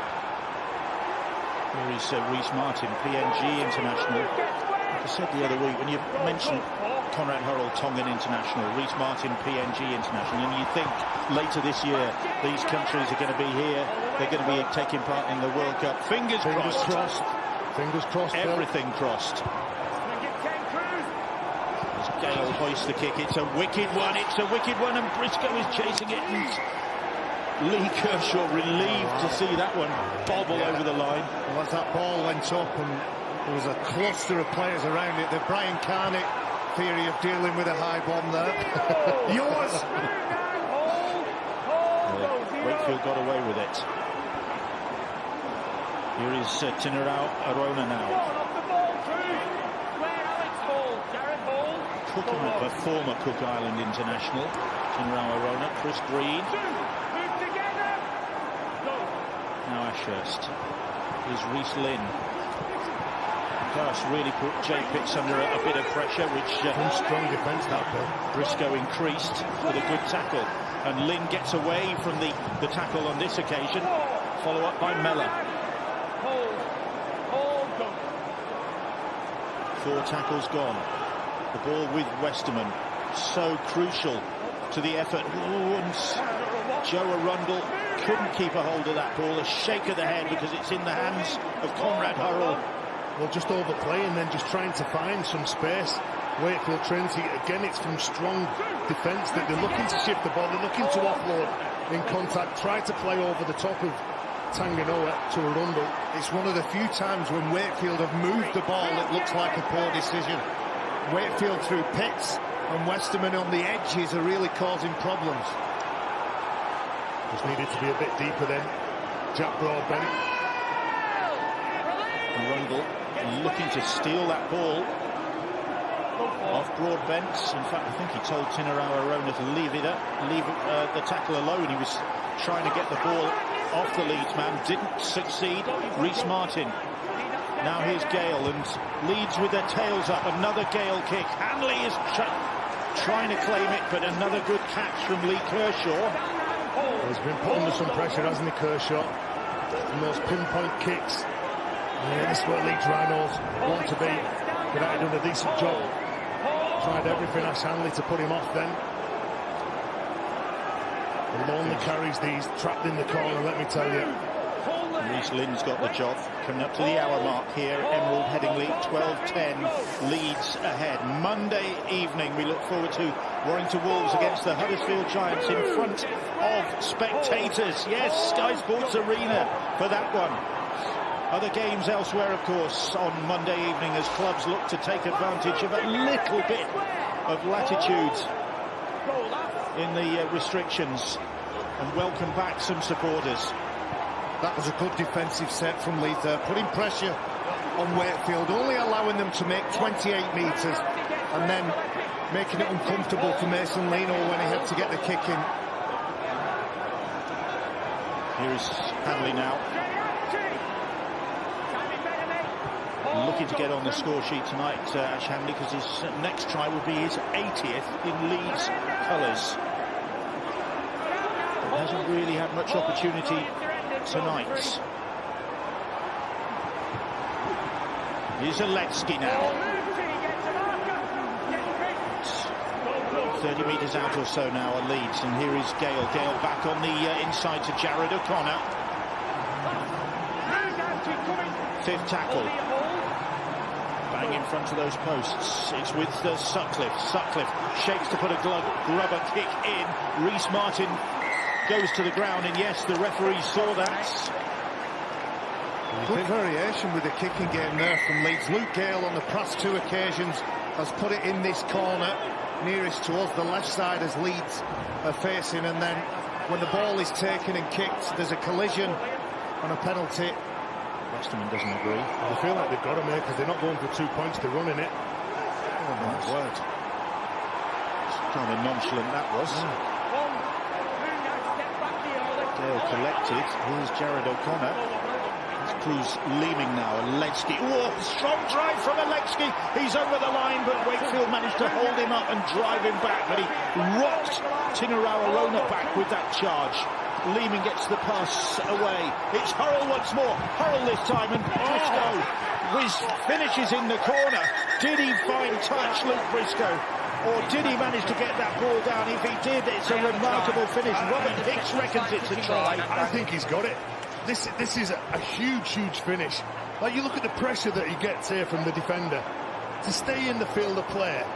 But Kaye's trying absolutely everything. He's coming off and he's pushing off his right leg. Has he dropped it? Well, he definitely fumbles it. It comes away. Does he regrip and does he get hold of the ball here? No. He's lost it. Did ever so well to stay in the field of play, but then just loses possession because the effort from Kaye. And let's credit Liam Kaye. That's what I was going to say. The pressure coming from the inside. He's trying to force the player over the sideline, and obviously Luke Briscoe thinking with his feet, trying to stay in the field of play, probably negates and forgets about the most important thing, and that's the pill. Does everything right and then just fumbles it, and Wakefield doing everything they can to keep themselves in this ball game. So close, Luke Briscoe, to his third try of this campaign. The sort of finish that Tom Johnston would have been proud of. Sadly, no Tom Johnston here tonight for Wakefield. Another one of the missing stars of Super League. Although left edging, Tom Johnston, Truco, Miller. 3 key players for Wakefield. Remember his 2 efforts here on the earlier in the season. Johnston, 2 great pieces of finishing. Sadly, he's having to deal with concussion problems. Here is Tinarawa Rona. This game's still really in the balance. Chris Chester on the sidelines. Great defence from Hurrell. Gets right underneath the ball carrier, doesn't he? Tanginoa, yeah. Little chip kick over the top. Sits up nicely for Gale, and Gale with Mason Lino making sure he doesn't go anywhere. Well, they actually chased really hard then to try and get that ball. So Mason Lino tried to strip from Tom Briscoe then. It was a good kick from Wakefield, wasn't it? Putting pressure on the Leeds. On Leeds, near their own line. The Leeds forwards need some help here from the outside backs. And Luke Gale can just sense that some of the big guns are just tired up the middle. And Briscoe comes in, that's it. I was going to say, good play the ball from him. Leeming, running across the field and then finding Reece Martin, and Martin slipping as he cuts back in field, underhand to Mellor now. That's the 5th tackle just inside their own half. Leeds. Ball back with Gale, and again just angling that kick into the corner. And that's the management that you want from your 7. He can sense that his forwards are tired. He knows he's just got to buy him a bit of time. The outside back's doing a decent job just to get involved in that last set of 6 that they had the ball. Gets a good kick away, drops it just 10 metres from Wakefield's line, and that's what they've missed, Bill, I think. Always chatting, Luke Gale, always barking instructions to those around him. There he is at the bottom of the shot. A few words as Leeds look to pin Wakefield down. Chris Green having to take that one from a standing start on a good pass. And a big lift again for the Rhinos here for the final 15 minutes. Matt Pryor on the field. They lead by 12 points to 10 to the Leeds Rhinos. There's a Rona, and there's interference at the tackle there, and another set for the Wakefield side as the set restart. Hooter sounds. Green manages to get the pass away, and Wakefield managed to keep a hold of it. Good pressure from Jared O'Connor. He was looking for the shot on Chris Green. Here is Jay Pitts. What have Wakefield got left in the tank? That's the question in the last 15 minutes or so here. Mason Lino. Here is Westerman. Big effort from Joe Westerman in this contest. 4 tackles gone. Ashurst. Lino gets the ball to Pitts, but Pitts is immediately enveloped by Leeds defenders. That's a good read, isn't it, from Tom Briscoe? Just comes up with the correct tackle that's needed. Needs to be a good kick from Mason Lino. Broadbent is back there, and Broadbent's lost the ball. It's a fair contest. The referee says, play on, he play says. on. The kick over the top, and it's gone backwards, says Robert Hicks. He does well to get that then, doesn't he, Luke Briscoe? Well, Bill, you asked the question, what have Wakefield got left? Whatever they've got will come through the hands of Jay Pitts and Joe Westerman. Jay Pitts on the right, Joe Westerman on the left. They look the most dangerous players in a Wakefield shirt this evening. Running lines, offloading balls, and putting themselves in the frame. And it was a little bit hair and scare and helter-skelter at the back end, but those two players are doing the best for their side this evening. Luke Briscoe in the wars. And he just had a try disallowed. He's okay. He did well. He puts out his right hand, the ball goes backwards. Backwards? I've seen them go a different way as well. And you made the point about all the defence that they've done in those first 15 minutes, Bill. Wakefield Trinity. I don't know how fit or whether he's available to come back on the field, Brad Dwyer. But Brad Dwyer and Cruz Leeming around that player, the ball, speeding it up and making it uncomfortable for Wakefield might be the key to success for Leeds. We've got a couple of slow play the balls there, haven't they? First of all from Briscoe, and now from Conrad Hurrell. In these follow-on plays, really difficult. Well, he's frustrated with something. You never normally see Conrad Hurrell react like that. What's the physio done? Poor lad. Well, Luke Briscoe's only just got back on his feet, and now Conrad Hurrell's got a knock. I mean, it looks like he's took exception to something that's happened in the tackle. Like Barry said before, normally he's always got a smile on his face. Well, he certainly hasn't in this tackle. Look at thunder on his face. Check. I think he's supposed to get on with things. When he comes in, there's no high shot, is there? Is there somebody land on him? Is it Matty Ashurst lands on the back of his head? Yeah. Awkward those, very uncomfortable if you're on the bottom of them. But it looked as though Ashurst was actually on his shoulder. It looks like the hips or the midsection of Matty Ashurst ends up at the back of the head and putting it in an awkward position. In my opinion, it looks accidental, but doesn't make any difference to Conrad Hurrell. He's the one with his chin on his chest and his neck being stretched beyond where it's comfortable. Thankfully, he's okay. Play resumes, so a couple of stoppages. There not been any great fluency to this game, it's fair to say. Well, definitely not this set. Set plays in the hands of Wakefield. And there he is again. You don't want to make him angry. And Ashurst, like David Banner, isn't it? Ashurst equal to the challenge. Sheridan kind of bounces off Kalepi Tanganoa, which takes a bit of doing. He's had a spell on the sideline, Jared, and he's still leading the tackle count. Heavily involved with the ball too. Gale looking for a 40-20, but it's straight into the arms of Lee Kershaw. And Kershaw brings it back almost to the Wakefield 40. Here's Liam Kay now. Just going across the line and looking for a break. His teammates here, Joe Rundle, pushing up the next one. Into Leeds territory. So Leeds are clinging on, but 12-10, certainly not comfortable for the Rhinos. No, definitely not. And Wakefield looking to shift the ball and look for that defensive error. Another set of six here. There's a Leeds hand in there. There's a Leeds arm in there from Luke Gale. It was touched by Leeds, and that's the reason it was six again. Yeah, you probably would. Well, if you Wakefield, you take two. Mason Lino, he's got 1 from 3 so far tonight. Well, now they're going to run it. I've mentioned Brad Dwyer. Brad Dwyer, as far as we can tell on the sideline, he's fit and able to go in. So going through Richard Agar's mind is, do I put my player on that can create something from nothing and have the unpredictable, or do I stay with the steady and the solid that's on at the minute? But like you said, Bill, 2 points isn't enough.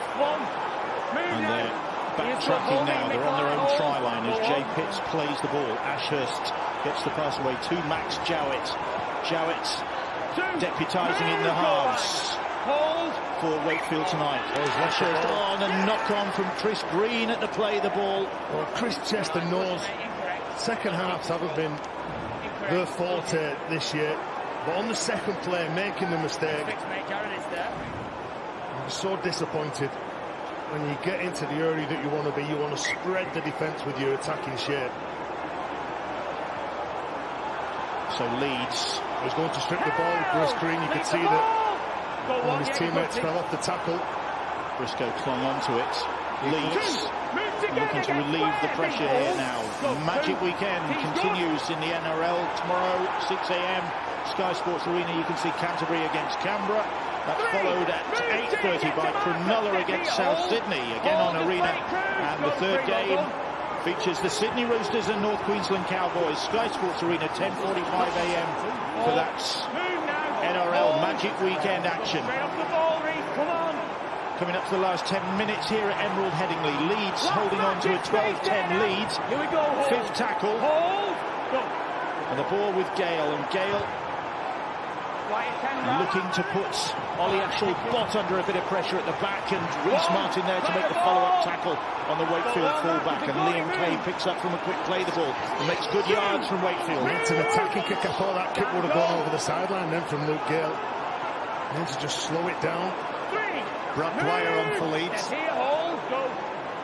Arundel with the run. Here is Kalepi Tanganoa now, and it's Dwyer there. Leading the tackling for Leeds. 4 tackles gone this set from Wakefield.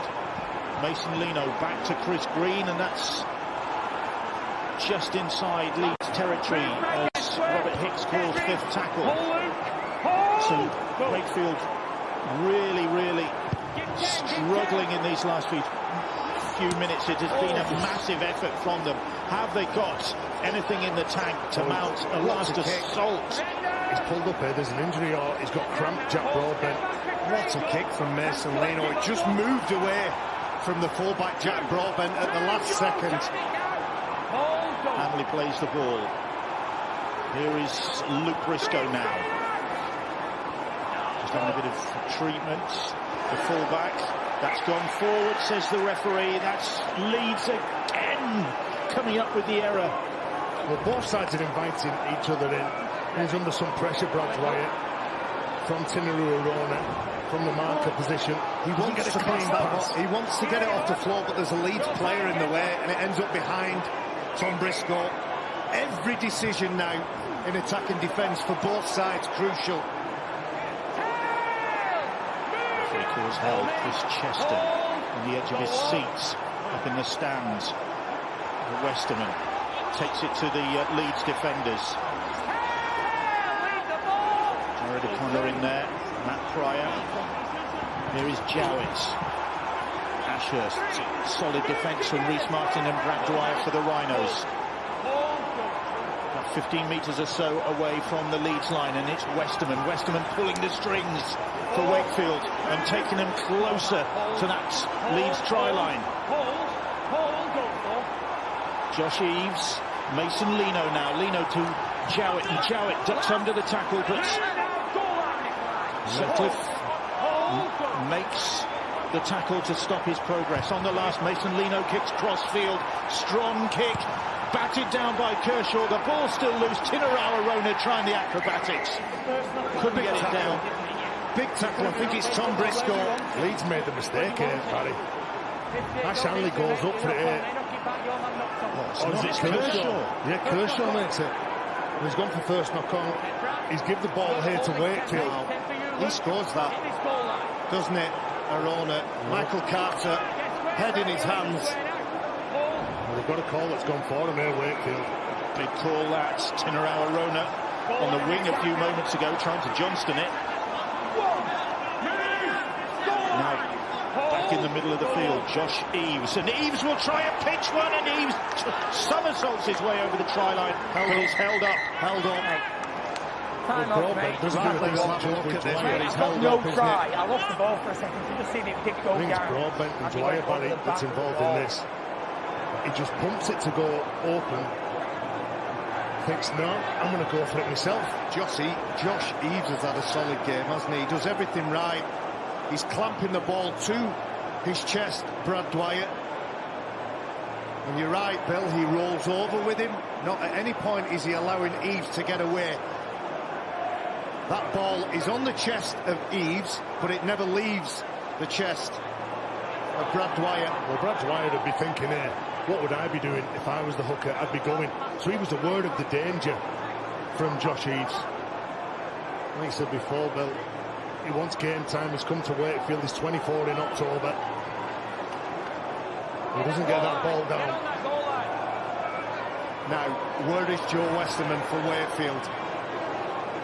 Calling, organising, pulling all the strings. Various options available to him. Held up. Wait for me now. So that's confirmed. Chris Chester wondering if his side can pull off a big win here tonight in the last few minutes, but that's good defence from Luke Briscoe. The referee, well, the touch judges call this a dangerous tackle from Briscoe. Briscoe can't believe the call. Well, the referee himself had called it was a dominant tackle. He's been overruled by the touch judge. Do the hips go above the head? Yes, they do. Now will they go for 2 points? They've brought the kicking tee on. Yes. There's the signal from the coach. Yeah. That tackle looks copybook, doesn't it? It looks like he's done everything right. His head is in the right place. He's dipped down. He's got underneath the ball. Drove the player back, but you can see as soon as the head is below the hips, that's an illegal tackle. Touch judge spot on. And now then, can Mason, the kicks from out wide have tested him so far tonight, but this to bring the scores level as we head into the last 5 minutes of this contest. Lino on target, 12 points apiece. Hold on to your hats. Well, the second game in a row for the Rhinos that they've been in this position, drawing just as they go into the final minutes of the game. Nelson Lino, Luke Gale has been the two. Sorry, Tez. Luke Gale has been fairly quiet in this game in returning after 4 weeks. He needs to step forward and look for that 1 point for his side, and that player Mason Lino, he needs to prove his worth and deliver that 1 point. Otherwise, we're going to extra time and golden point. Sutcliffe resumes, and Leeds will be looking to force an error here. They didn't have to force it. They didn't have to force it because Wakefield have presented it to them. Bang! What on earth was going on? Do you know what that's called, Bill, in the trade? A brain explosion. Bang in front of the posts. And here is Gale, and here is Mellor. But would you settle here if you look Gale for a 1 point? Absolutely. Less than 5 minutes, yeah. Absolutely. Give it someone in the middle, set me midfield, let me drop it. Right foot, bang, 1 point. And Gale is well back. Gale is well back. It wasn't on for him. The pass was just forcing him wide. Hurrell will bring it back into the middle. Hurrell's going to bring it back into the middle, and then he's going to straighten up and shake off the first few defenders. The Hurrell cane rumbling again. He's desperate for a quick play, the ball, Luke Gale. He's back. This time, maybe. No. Yes, he makes some room for himself. And yes, Gale lands it. And Luke Gale eventually manages to find the space and give Leeds the advantage. 13-12. Well, Tinneru Arona, normally so reliable, looks to get the ball to Joe Westerman, who makes the error. And Luke Gale, just look how calm he is. Dummies. Josh Eaves goes for it. And the 1 pointer straight over. And Luke Gale does it again. 3 times last year he came up with 1 pointers to decide matches in the Rhinos' favour. He's potentially done it here tonight. Not yet. Well, again, they were in this position against Huddersfield. Richard Agar knows it. They've got to go short here. Huddersfield. Got to challenge. Try and get the ball back. Stay onside. So Luke Gale, a lot was expected of him on his return tonight as Mason Lino lofts that kick high. Everybody's underneath it. The ball is knocked on, knocked back. It looked as though Leeds had knocked that on. It's come up, I think, for Dwyer, and Leeds have got it back. 4 minutes to go. Again, a couple of players that Brad Dwyer in the last few minutes. The Josh Eves, when he prevents him from getting the ball back, he knows exactly what they're going to do. They're going to jump up, they're going to knock the ball backwards. Do you know, before this game, Chris Chester, Richard Agar, the two coaches, we turn up to a game normally talking about the process and the fundamentals of what our side will go about their business to get the result and the performance that they want. This game was about the result. It's about who gets those 2 competition points. And here is Matt Pryor. Yeah, he has been one of the standout performers for Leeds tonight. Dwyer's pass, Gale on the last. And Jared O'Connor runs into the clutches of the Wakefield defenders, and Joe Westerman must be wondering why did that pass come my way? Because he doesn't deserve to be on the losing side, Joe Westerman. Ollie Eschelbot. Well, it's not over yet, but they've somehow got to get themselves up to the other end of the field and see if they can turn the tables. You see when Joe Lundell got that ball and he's trying to drop to the ground as quick as he can. A good solid tackle from Gannon, turning. And Wakefield playing Matty Ashurst onto his back. 3 tackles gone, Pitts. And they get the penalty. Pryor was high on Pitts. Well, this is opening the door for Wakefield, isn't it? Jay Pitts, another one of the top performers for Trinity. There's no doubt about that. Right around the chops. Chris Chester. Who would be a coach? Have a heart monitor on the coach. The coach is Situations like this really is a tester for the nerves as Westerman makes sure he clings onto that ball. They're edging forward. Kalepi Tanganoa. Well, they're going to set up now for this 1 point. And you see the Wakefield players dropping to the knees pretty quick. Tinarau Arona right up to the middle of the field, 20 metres or so, making valuable yards there, the Wakefield captain. Mason Lino has dropped back. It's with Matty Ashurst now. They're going out to their left, and that's the 5th tackle. Where is Mason Lino? Just dropping back. He's got plenty of time. Lino goes for 1 point, and Mason Lino lands it and brings the scores level. Well, it looks like we're going to extra time here, lads.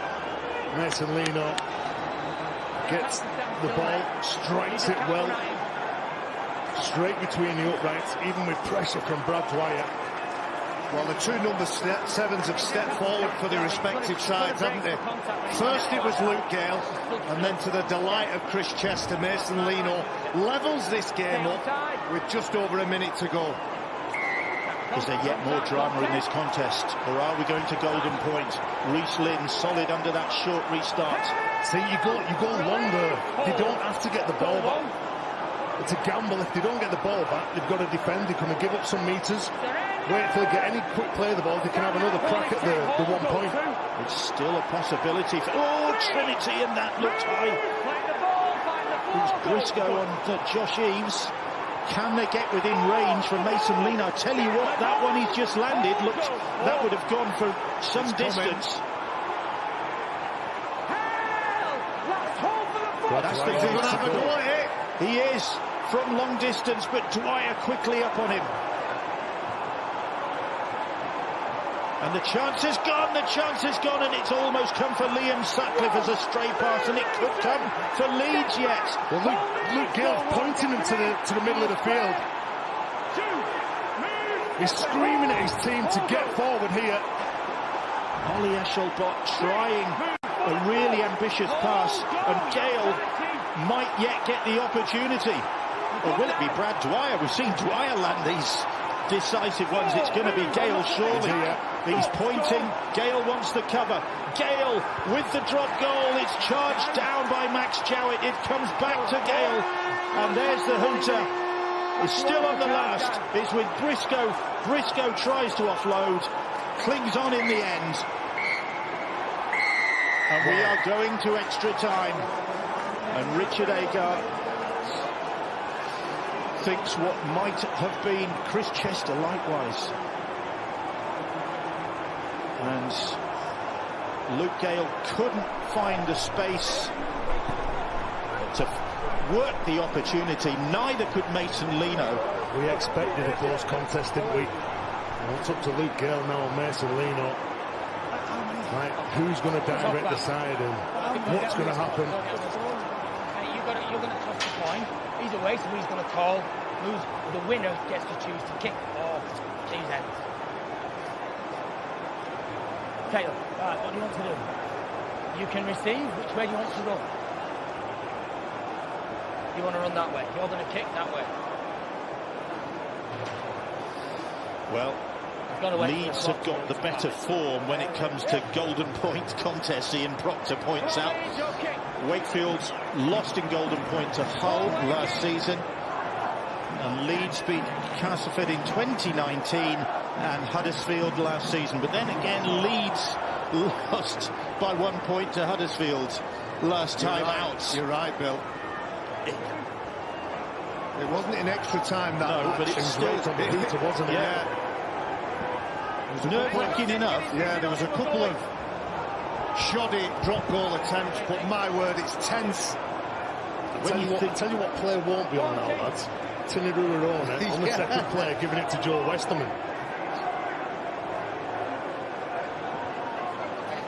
Well, Mason Lino choosing his moment to come up with his first drop goal in professional rugby league. It looked as though he'd been doing it all his life. It really was a well-struck one-pointer. Now then, who's going to get the opportunity? The Leeds Rhinos need a solid set in defence here. Disciplined set of six. It's both sides in it. Defend tough and play smart when you get chance with the ball. Here is Westerman. Wakefield trying to work their way upfield. Here is Matty Ashurst. And that's it, Bill. They're quite happy to work their way up the field, just carrying the ball off the rope. Every one of those players then low risk. Well, Westerman pokes his nose through. That's why again, just looking at getting out to Mason Lino. Lino blasts the kick down the middle of the field. Pings up nicely. Eventually for Ash Hanley. Well, it didn't. It looked as though it was going to be comfortable for him, but then it did what rugby balls do and bounced away from him. A six again short side. It's deadly. Briscoe almost went without it. Heart in mouth times for Leeds Rhinos supporters. Did well to recover this, then under some pressure from Eves. Now then, here is Conrad Hurrell, and Hurrell motoring. Hurrell is motoring. He's motoring up the middle of the field, looking for some support. And Hurrell's still going. What a run that is from Conrad Hurrell. And look where it's put the Leeds Rhinos. Big opportunity for them here. King Vuniyayiwa drives it further into Wakefield territory, and Pitts has stolen the ball off him. It's a penalty. He's giving the penalty. His arm is on the floor. He's saying tackle complete. His arm's on the floor. And Jay Pitts thought that he was going to strip that ball, get it back. On the last play, Vuniyayiwa, look at this now. Pitts goes to strip it. His arm's down, and the referee says that tackle is complete. It's a cruel game, isn't it? Well, what a heartbreaking way for this game to be decided. Jay Pitts so involved in a massive Wakefield effort that's taken them to golden point against the Leeds Rhinos, and now Reece Martin with a formality from a penalty to settle the issue here at Emerald Headingley and give Leeds Rhinos their first win in a long time and prolong Wakefield's agony. Sean Long, Richard Agar relieved after 5 defeats in a row. Leeds taste victory once again, and for Wakefield the losing streak continues. 9 in a row now going back to last season, and Tinarawa Rona distraught after that, because it has been a massive effort from him and his Wakefield side. Chris Chester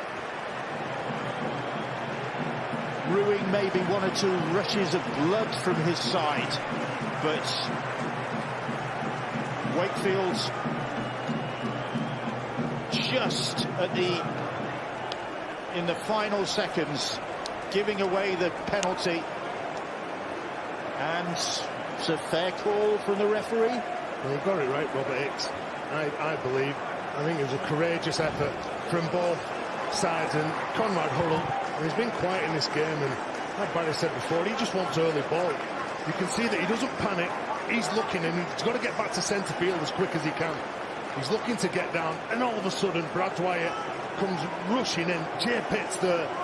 He knows what he's trying to do, but on the last play in front of the referee, and then Reece Martin, and he just slots it over to the delight of the Leeds players. But boy, they were tested by this Wakefield side. They were resilient for the full 80. Conrad Hurrell, all smiles. When isn't he? But well, they might be Leeds Rhinos back to winning ways tonight. Let's find out who the player of the match is. We'll go downstairs to join Jenna Brooks. Bill, thank you very much. Once again, Joe Westerman, you are the player of the match on the losing team. Tonight we saw character, we saw determination. What else did we see? You see it.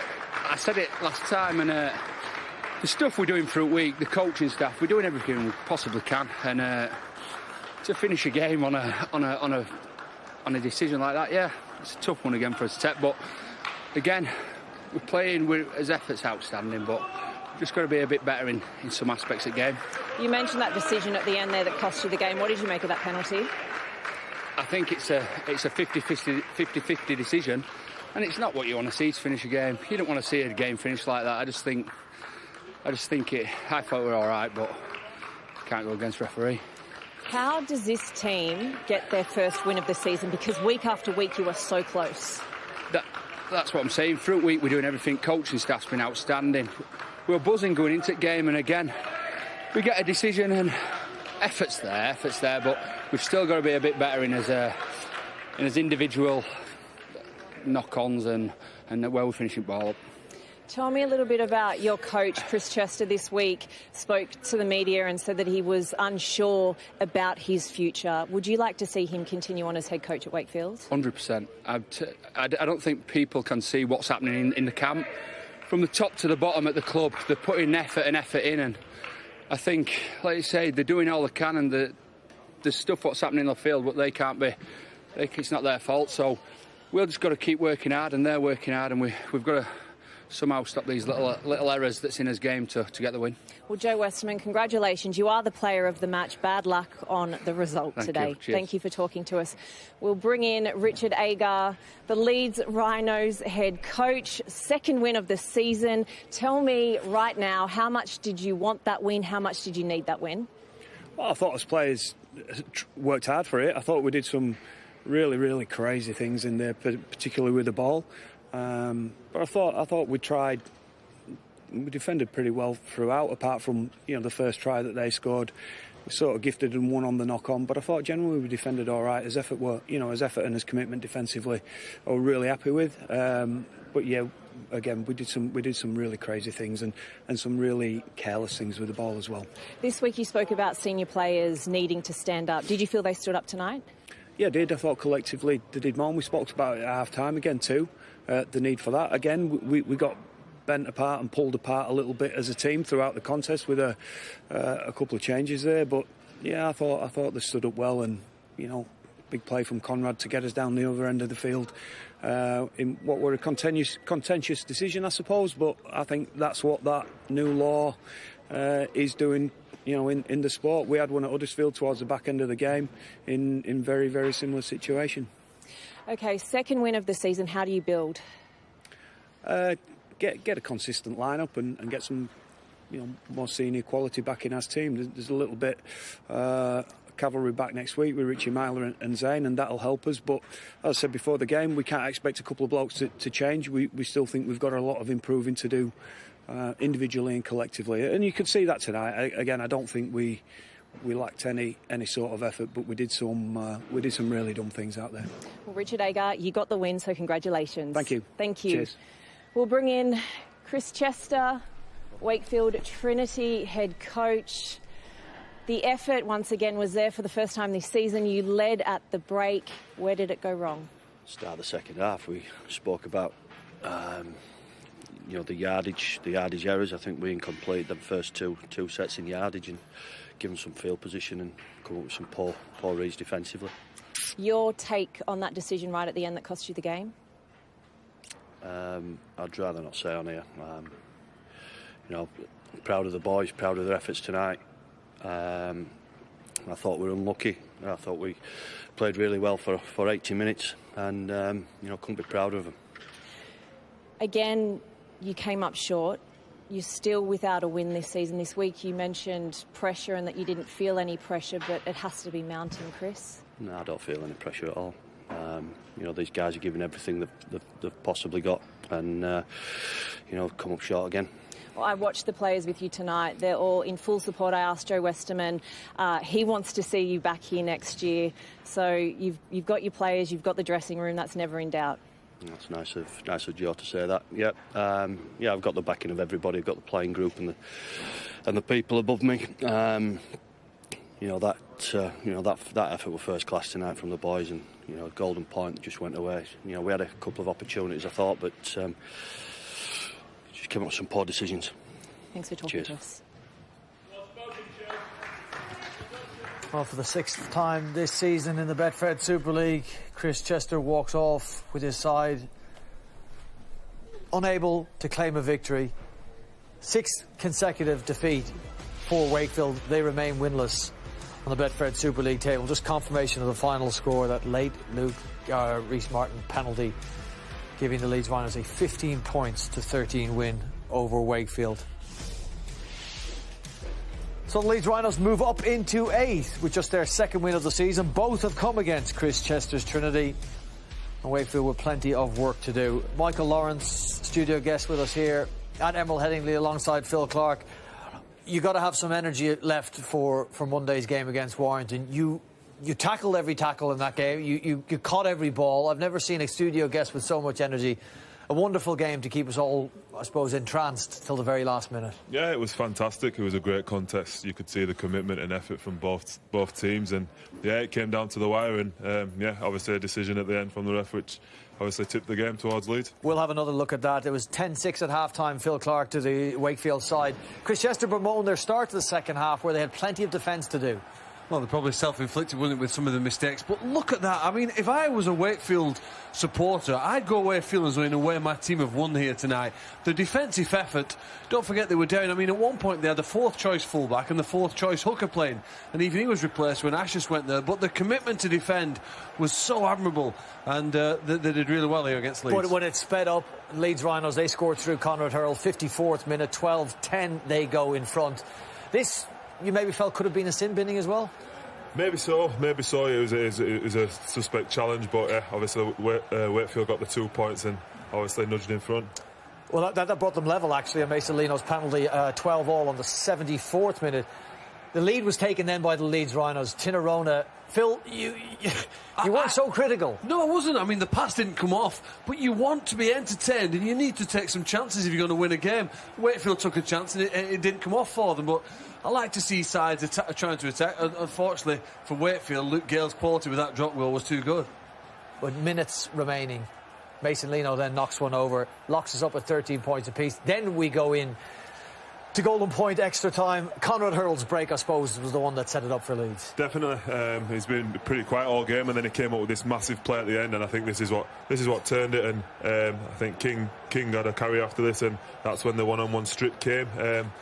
50-50. Could have gone either way, really, but unfortunately for Wakefield today. Now, Rob Hicks had called last tackle, Phil, just at the moment Jay Pitts was attempting to steal the ball. It is unfortunate for them, but I've always been brought up to accept the referee's decision. There were hundreds of decisions that the referee made in that game, and it probably is unfortunate here for Wakefield. They've had some bad luck. We thought a lot of the 50-50 decisions throughout the course of the game went against Wakefield. But again, I'd try and get over that fact here now and think that the way they've played as a team, the unity. I mean, don't forget they lost the hooker inside the first 10 minutes. They also lost David Fafita after about 10 minutes. So they did it so hard and yet pushed a very strong Leeds side at their home ground here to a very nervous Golden Point. Next up for Wakefield is Hull Kingston Rovers. Then they play you guys, the Huddersfield Giants, before facing Leeds, then Warrington, Castleford and Wigan. So you would imagine Wakefield as a side will be looking at those next 3 games. Hull Kingston Rovers, Huddersfield and Leeds, and saying that's we're closing in on a win. You don't want to be victim to that, though. No, definitely not. We know any time we come up against Wakefield, they're going to be a good challenge and a tough test, as they showed tonight. They can score some points and they defend really well for each other. So any game against Wakefield is going to be tough, and for them, they'll be hoping that win's just around the corner, but hopefully not against us. I've got a cryptic message as we go to John Wells at the touchscreen for his game breaker. It's a winger and a prop, John. Just trying to be smart, that's all, Brian.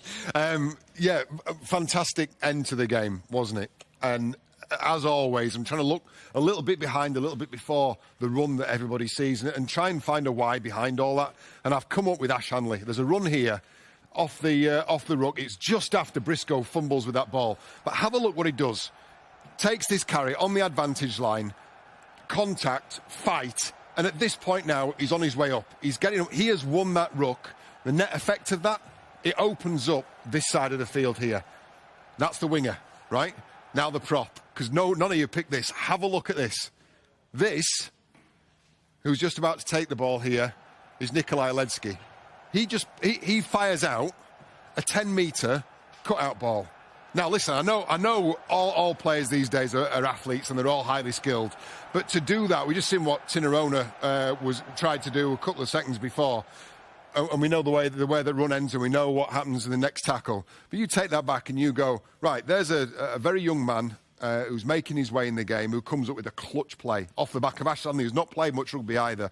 A winger and a prop, Brian. All is revealed. Leeds, they get Luke Gale back in. They get their second win of the season.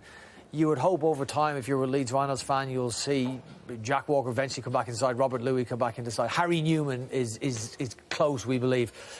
Still, as Richard Agar said, plenty of work to do. He referred to some crazy decisions they made with the ball tonight.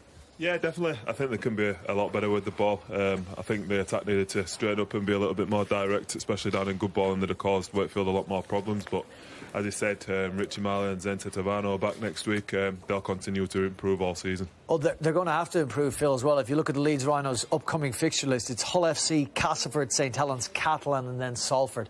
So that's quite a stiff test coming their way. They're going to have to improve quite a lot, because on the evidence of what we've seen tonight, they don't look like a team who will finish in the top half of the table at the end of the season.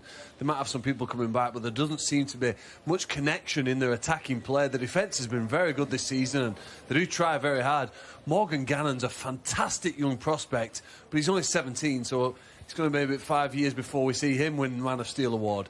So that they're going to have to come up with some rapid improvement. Otherwise, I don't see them as a top half of the team table at present. Well, Luke Gale, who played tonight, is going to swap places on Monday with Michael Lawrence, who will be taking the field in front of fans for the Huddersfield Giants against Warrington. Give us a reason to watch that game in preparation to play Warrington. What have you found? What have you discovered? How big a challenge will they be? Oh, any game at Warrington's a massive challenge. But yeah, it's a big game for us in context of the season. We feel like we're going into that game with some good form, and yeah, we're looking forward to a big game and a tough test. And obviously the first game with fans back, it's going to be great to have some atmosphere in the stadiums again. Those narrow defeats, a cup defeat and a league defeat to St Helens, would I be right in suggesting the win against Leeds was great as a confidence booster to give you a first league win of the season, but it was the performances in defeat against St Helens that has been the bigger boost to the Giants? That's exactly it. The performances have been where we want them the past few weeks, and that's the standard that we've set for ourselves now. And the thing with us is the consistency. We've got to take that into Monday's game, and we're confident if we do that, we can get a good result. For the Warrington Wolves fans, Phil, that will be in the ground and watching on TV, what would they expect to see from their side? I mean, to extinguish any hope that the Huddersfield Giants have? I mean, this is an opportunity maybe they will see to stamp themselves as a step above and put some distance between themselves and the Huddersfield Giants. I think you're right. I think the fact that fans are returning allows Warrington and every other team to almost press the reset button. It's the start of the season again.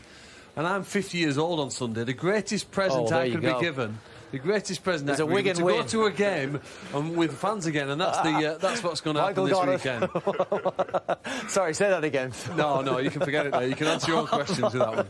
It's a Wigan win against Lee on Monday.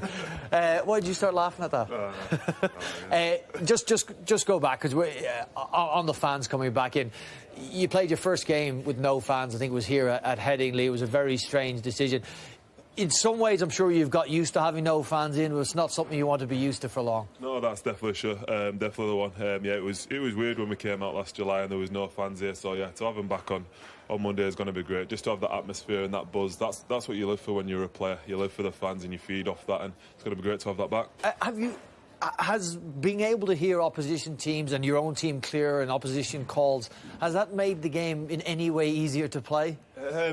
Not really. It just makes it very strange. But yeah, as far as sometimes you can hear players calling for the ball and you think, yeah, it's going that way, that's where I need to be. But yeah, you just can't beat it when the crowd's there and the atmosphere is there. That's what you want. That's what gives you the buzz. We got a little example of that tonight. Actually, I think it was on the fourth play. The Leeds Rhinos all calling to Joe Westerman last tackle, and he threw the ball as if it was the last tackle. Well, I think it took a while, Michael, for players to adjust to playing with no crowd.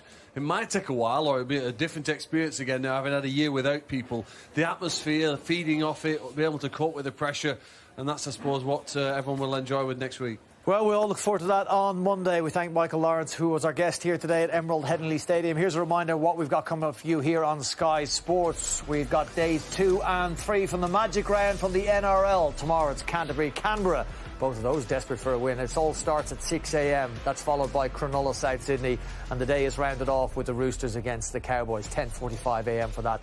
Day 3. It is Parramatta in action against the Warriors, and then Melbourne against St George Illawarra. Gold Coast, what a challenge they have. The unbeaten Penrith Panthers. What a start for Ivan Cleary's side. 9:25 a.m. for Game 3 of Day 3 of the NRL Magic Round. All of that, of course, coming from Brisbane.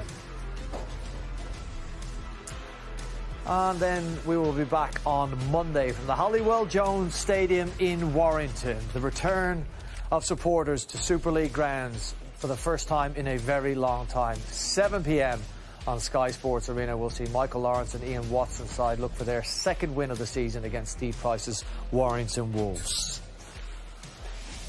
Well, we've got to cast our minds all the way back to March 15th, 2020 at Castleford. Our special guest in studio was Chris Kamara, which was a strange situation. We had fans in the ground, which now seems a very strange situation. Thankfully, we'll get them back again on Monday, May 17th. It is a date to mark in the diary. Good luck to you on Monday. My thanks to Michael Lawrence and to Phil Clark.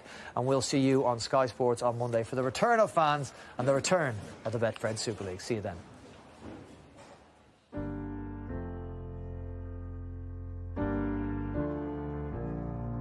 Boris Johnson confirming today that fans are set to return to sporting events from Monday, May the 17th. The turnstiles of our sports stadia will once again rotate. It's the finest game on earth, it really is. It's part of everything we do. It's the social side as well as the game. I had pre-match rituals and superstitions. Charlie and I, my son, used to walk through the park, circle the stadium, see how many players were arriving, see if the away coach was here. I've had a bear which has been going to rugby with me from 1973 with his Rovers gear on. I used to finish work about 12 o'clock, get in, rush in, get changed, leave at 3 o'clock to get up here, and stand there and wait there for over 2 hours for this person to turn up. The fans are their extra man. We are their voice, we are their drum, we are their singers, we are their support. I have dreamt about an hour before the match for ages, and I know that might sound ridiculous. I feel very emotional. Seeing friends who you've not seen for over a year, it's totally different. Being in this stadium, I am going to love standing up there. Emotional to see the faces, to see the players go on and do the pre-match warm-ups. I'll be excited, my heart will be pumping. It's the butterflies and the adrenaline rush. The anxiety will be through the roof because I want them to win. It's all about the rugby league, and we need each other. Never in our history, our parents' history, have we not been able to go and watch rugby league. And now we're back. Sky Sports Arena. Feel it all.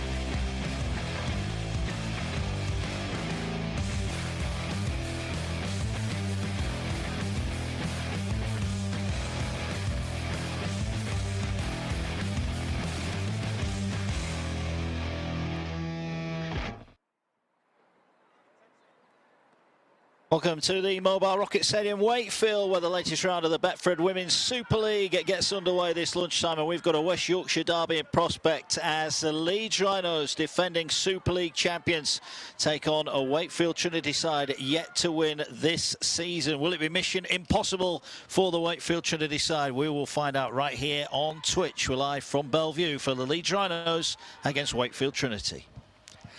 Let's have a look then at the two teams that are going to take the field this afternoon here. We'll start off with the Rhinos. They've got a big cup semi-final with St Helens next week.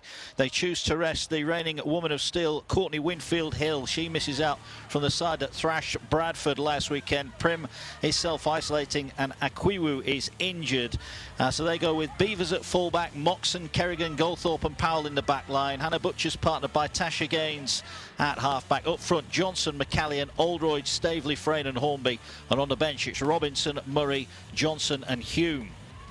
For Wakefield, the team news not quite as straightforward. They're ravaged by injuries at the moment. They've had a couple of failed fitness tests on the day of the game as well. So much changed side that took the field in their defeat to Castleford last time out. Whitehead is now the fullback. Price, Rhodes, Taylor and Green in the back line. It's Price and Swan at half-back with Candler, Lindsay and Swain in the front row. Brown, Kershaw and Shackleton make up the pack. On the bench, Spence Hurst, Jarrett, Winks and Strafford make up the 17. Delighted to say, joining us this afternoon here on Twitch, former Super League Grand Final winner, well-decorated career for Leon Price. Leon, we're going to see the best of the women's game in action this afternoon in the Leeds Rhinos. They've started off the season so well. They've got a huge game in the semi-final of the Cup next weekend, but it's important they don't take their eye off this one. Yeah, as you say, it's really important that you rest your players that are going to be needed, that you feel are vital to giving yourself the best chance in winning the big games. But at the same time, you want to keep your match consistency, your match fitness, and you don't want to take your eye off the ball, as you say. So, yeah, it's a little bit of a balancing act for the coaches who'll want to make sure they get the balance right in between resting the key players and continuing with the continuity of match preparation. Yeah, and for Wakefield, we know they're missing several of their first choice 17. It was going to be a tough game anyway. It's got even tougher for them, but this is all part of their learning curve in the Super League. You know, they're a relatively new Super League team, and it's going to be a tough one for them. They're going to have to work hard, and they're going to have to stick together as a team. Yeah, I think it's when backs against the walls and you're missing people and you're down in numbers and you've really got everything against you. That's when you really find about who you are as a player, as an individual, and what your team's made of. And that's all about working hard together, working for each other. It may be, you may have everything against you. You're playing against the benchmark team in the competition in the Leeds Rhinos, but that can also give somebody a chance to shine on the day and to show what you've got coming through the ranks. So yeah, a little bit of it's going to be tough, but it gives some players a chance to perform. Yeah, it does. We are looking forward to the action here then. Let's hear then. We've seen the lineups of the two teams. Let's hear from the coaches. We'll hear from the Wakefield camp shortly, but first the Leeds coaching staff. They've been speaking with Martin Knight. David, you've started 2021 and have picked up from where you left off 2019. A very strong start to the season. How pleased are you with it so far? The girls are going really well. They're working really hard in training. Their application's been really, really good. Enthusiasm in training's been really good. They've, to say they've been off 18 months, really, really pleased with the way they're going. Yeah, they've been good. So today, Wakefield, they've only had 2 competitive games so far this season. A narrow defeat to York in the Cup and a loss to your big local rivals Castleford last time out. So what's your strategy for today? Is it an opportunity to give more game time for some of your squad who maybe haven't figured so much this season? His hand's been forced a bit, really, to be fair. We've got a girl out who's having to self-isolate with COVID at the moment, so that's not been ideal. We picked up another injury last week as well, which again, that's not been ideal. So it just gives an opportunity for the youngsters who we've got in the squad who we've brought up from the academy, just to have a go themselves. And to be fair, they're training really well, and we've no qualms in putting them in at all. A couple of the girls have already had games before, and they're fitting pretty well. So yeah, it's just we're going with what we've got today, but with no qualms about it. We're full of confidence with them. Yeah.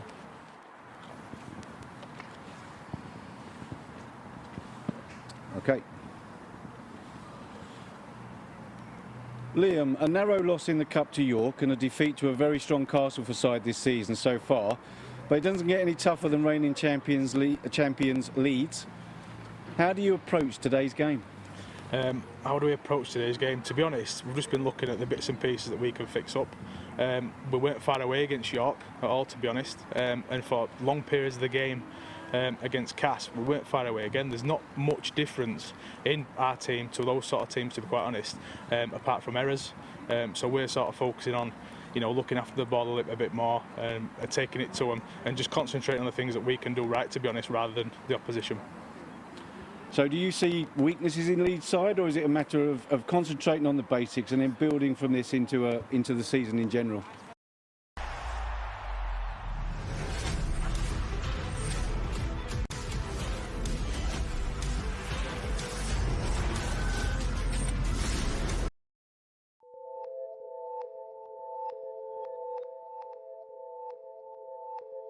What we, Climeworks, do is important because it has a direct impact on the climate. A sensor is helping Climeworks change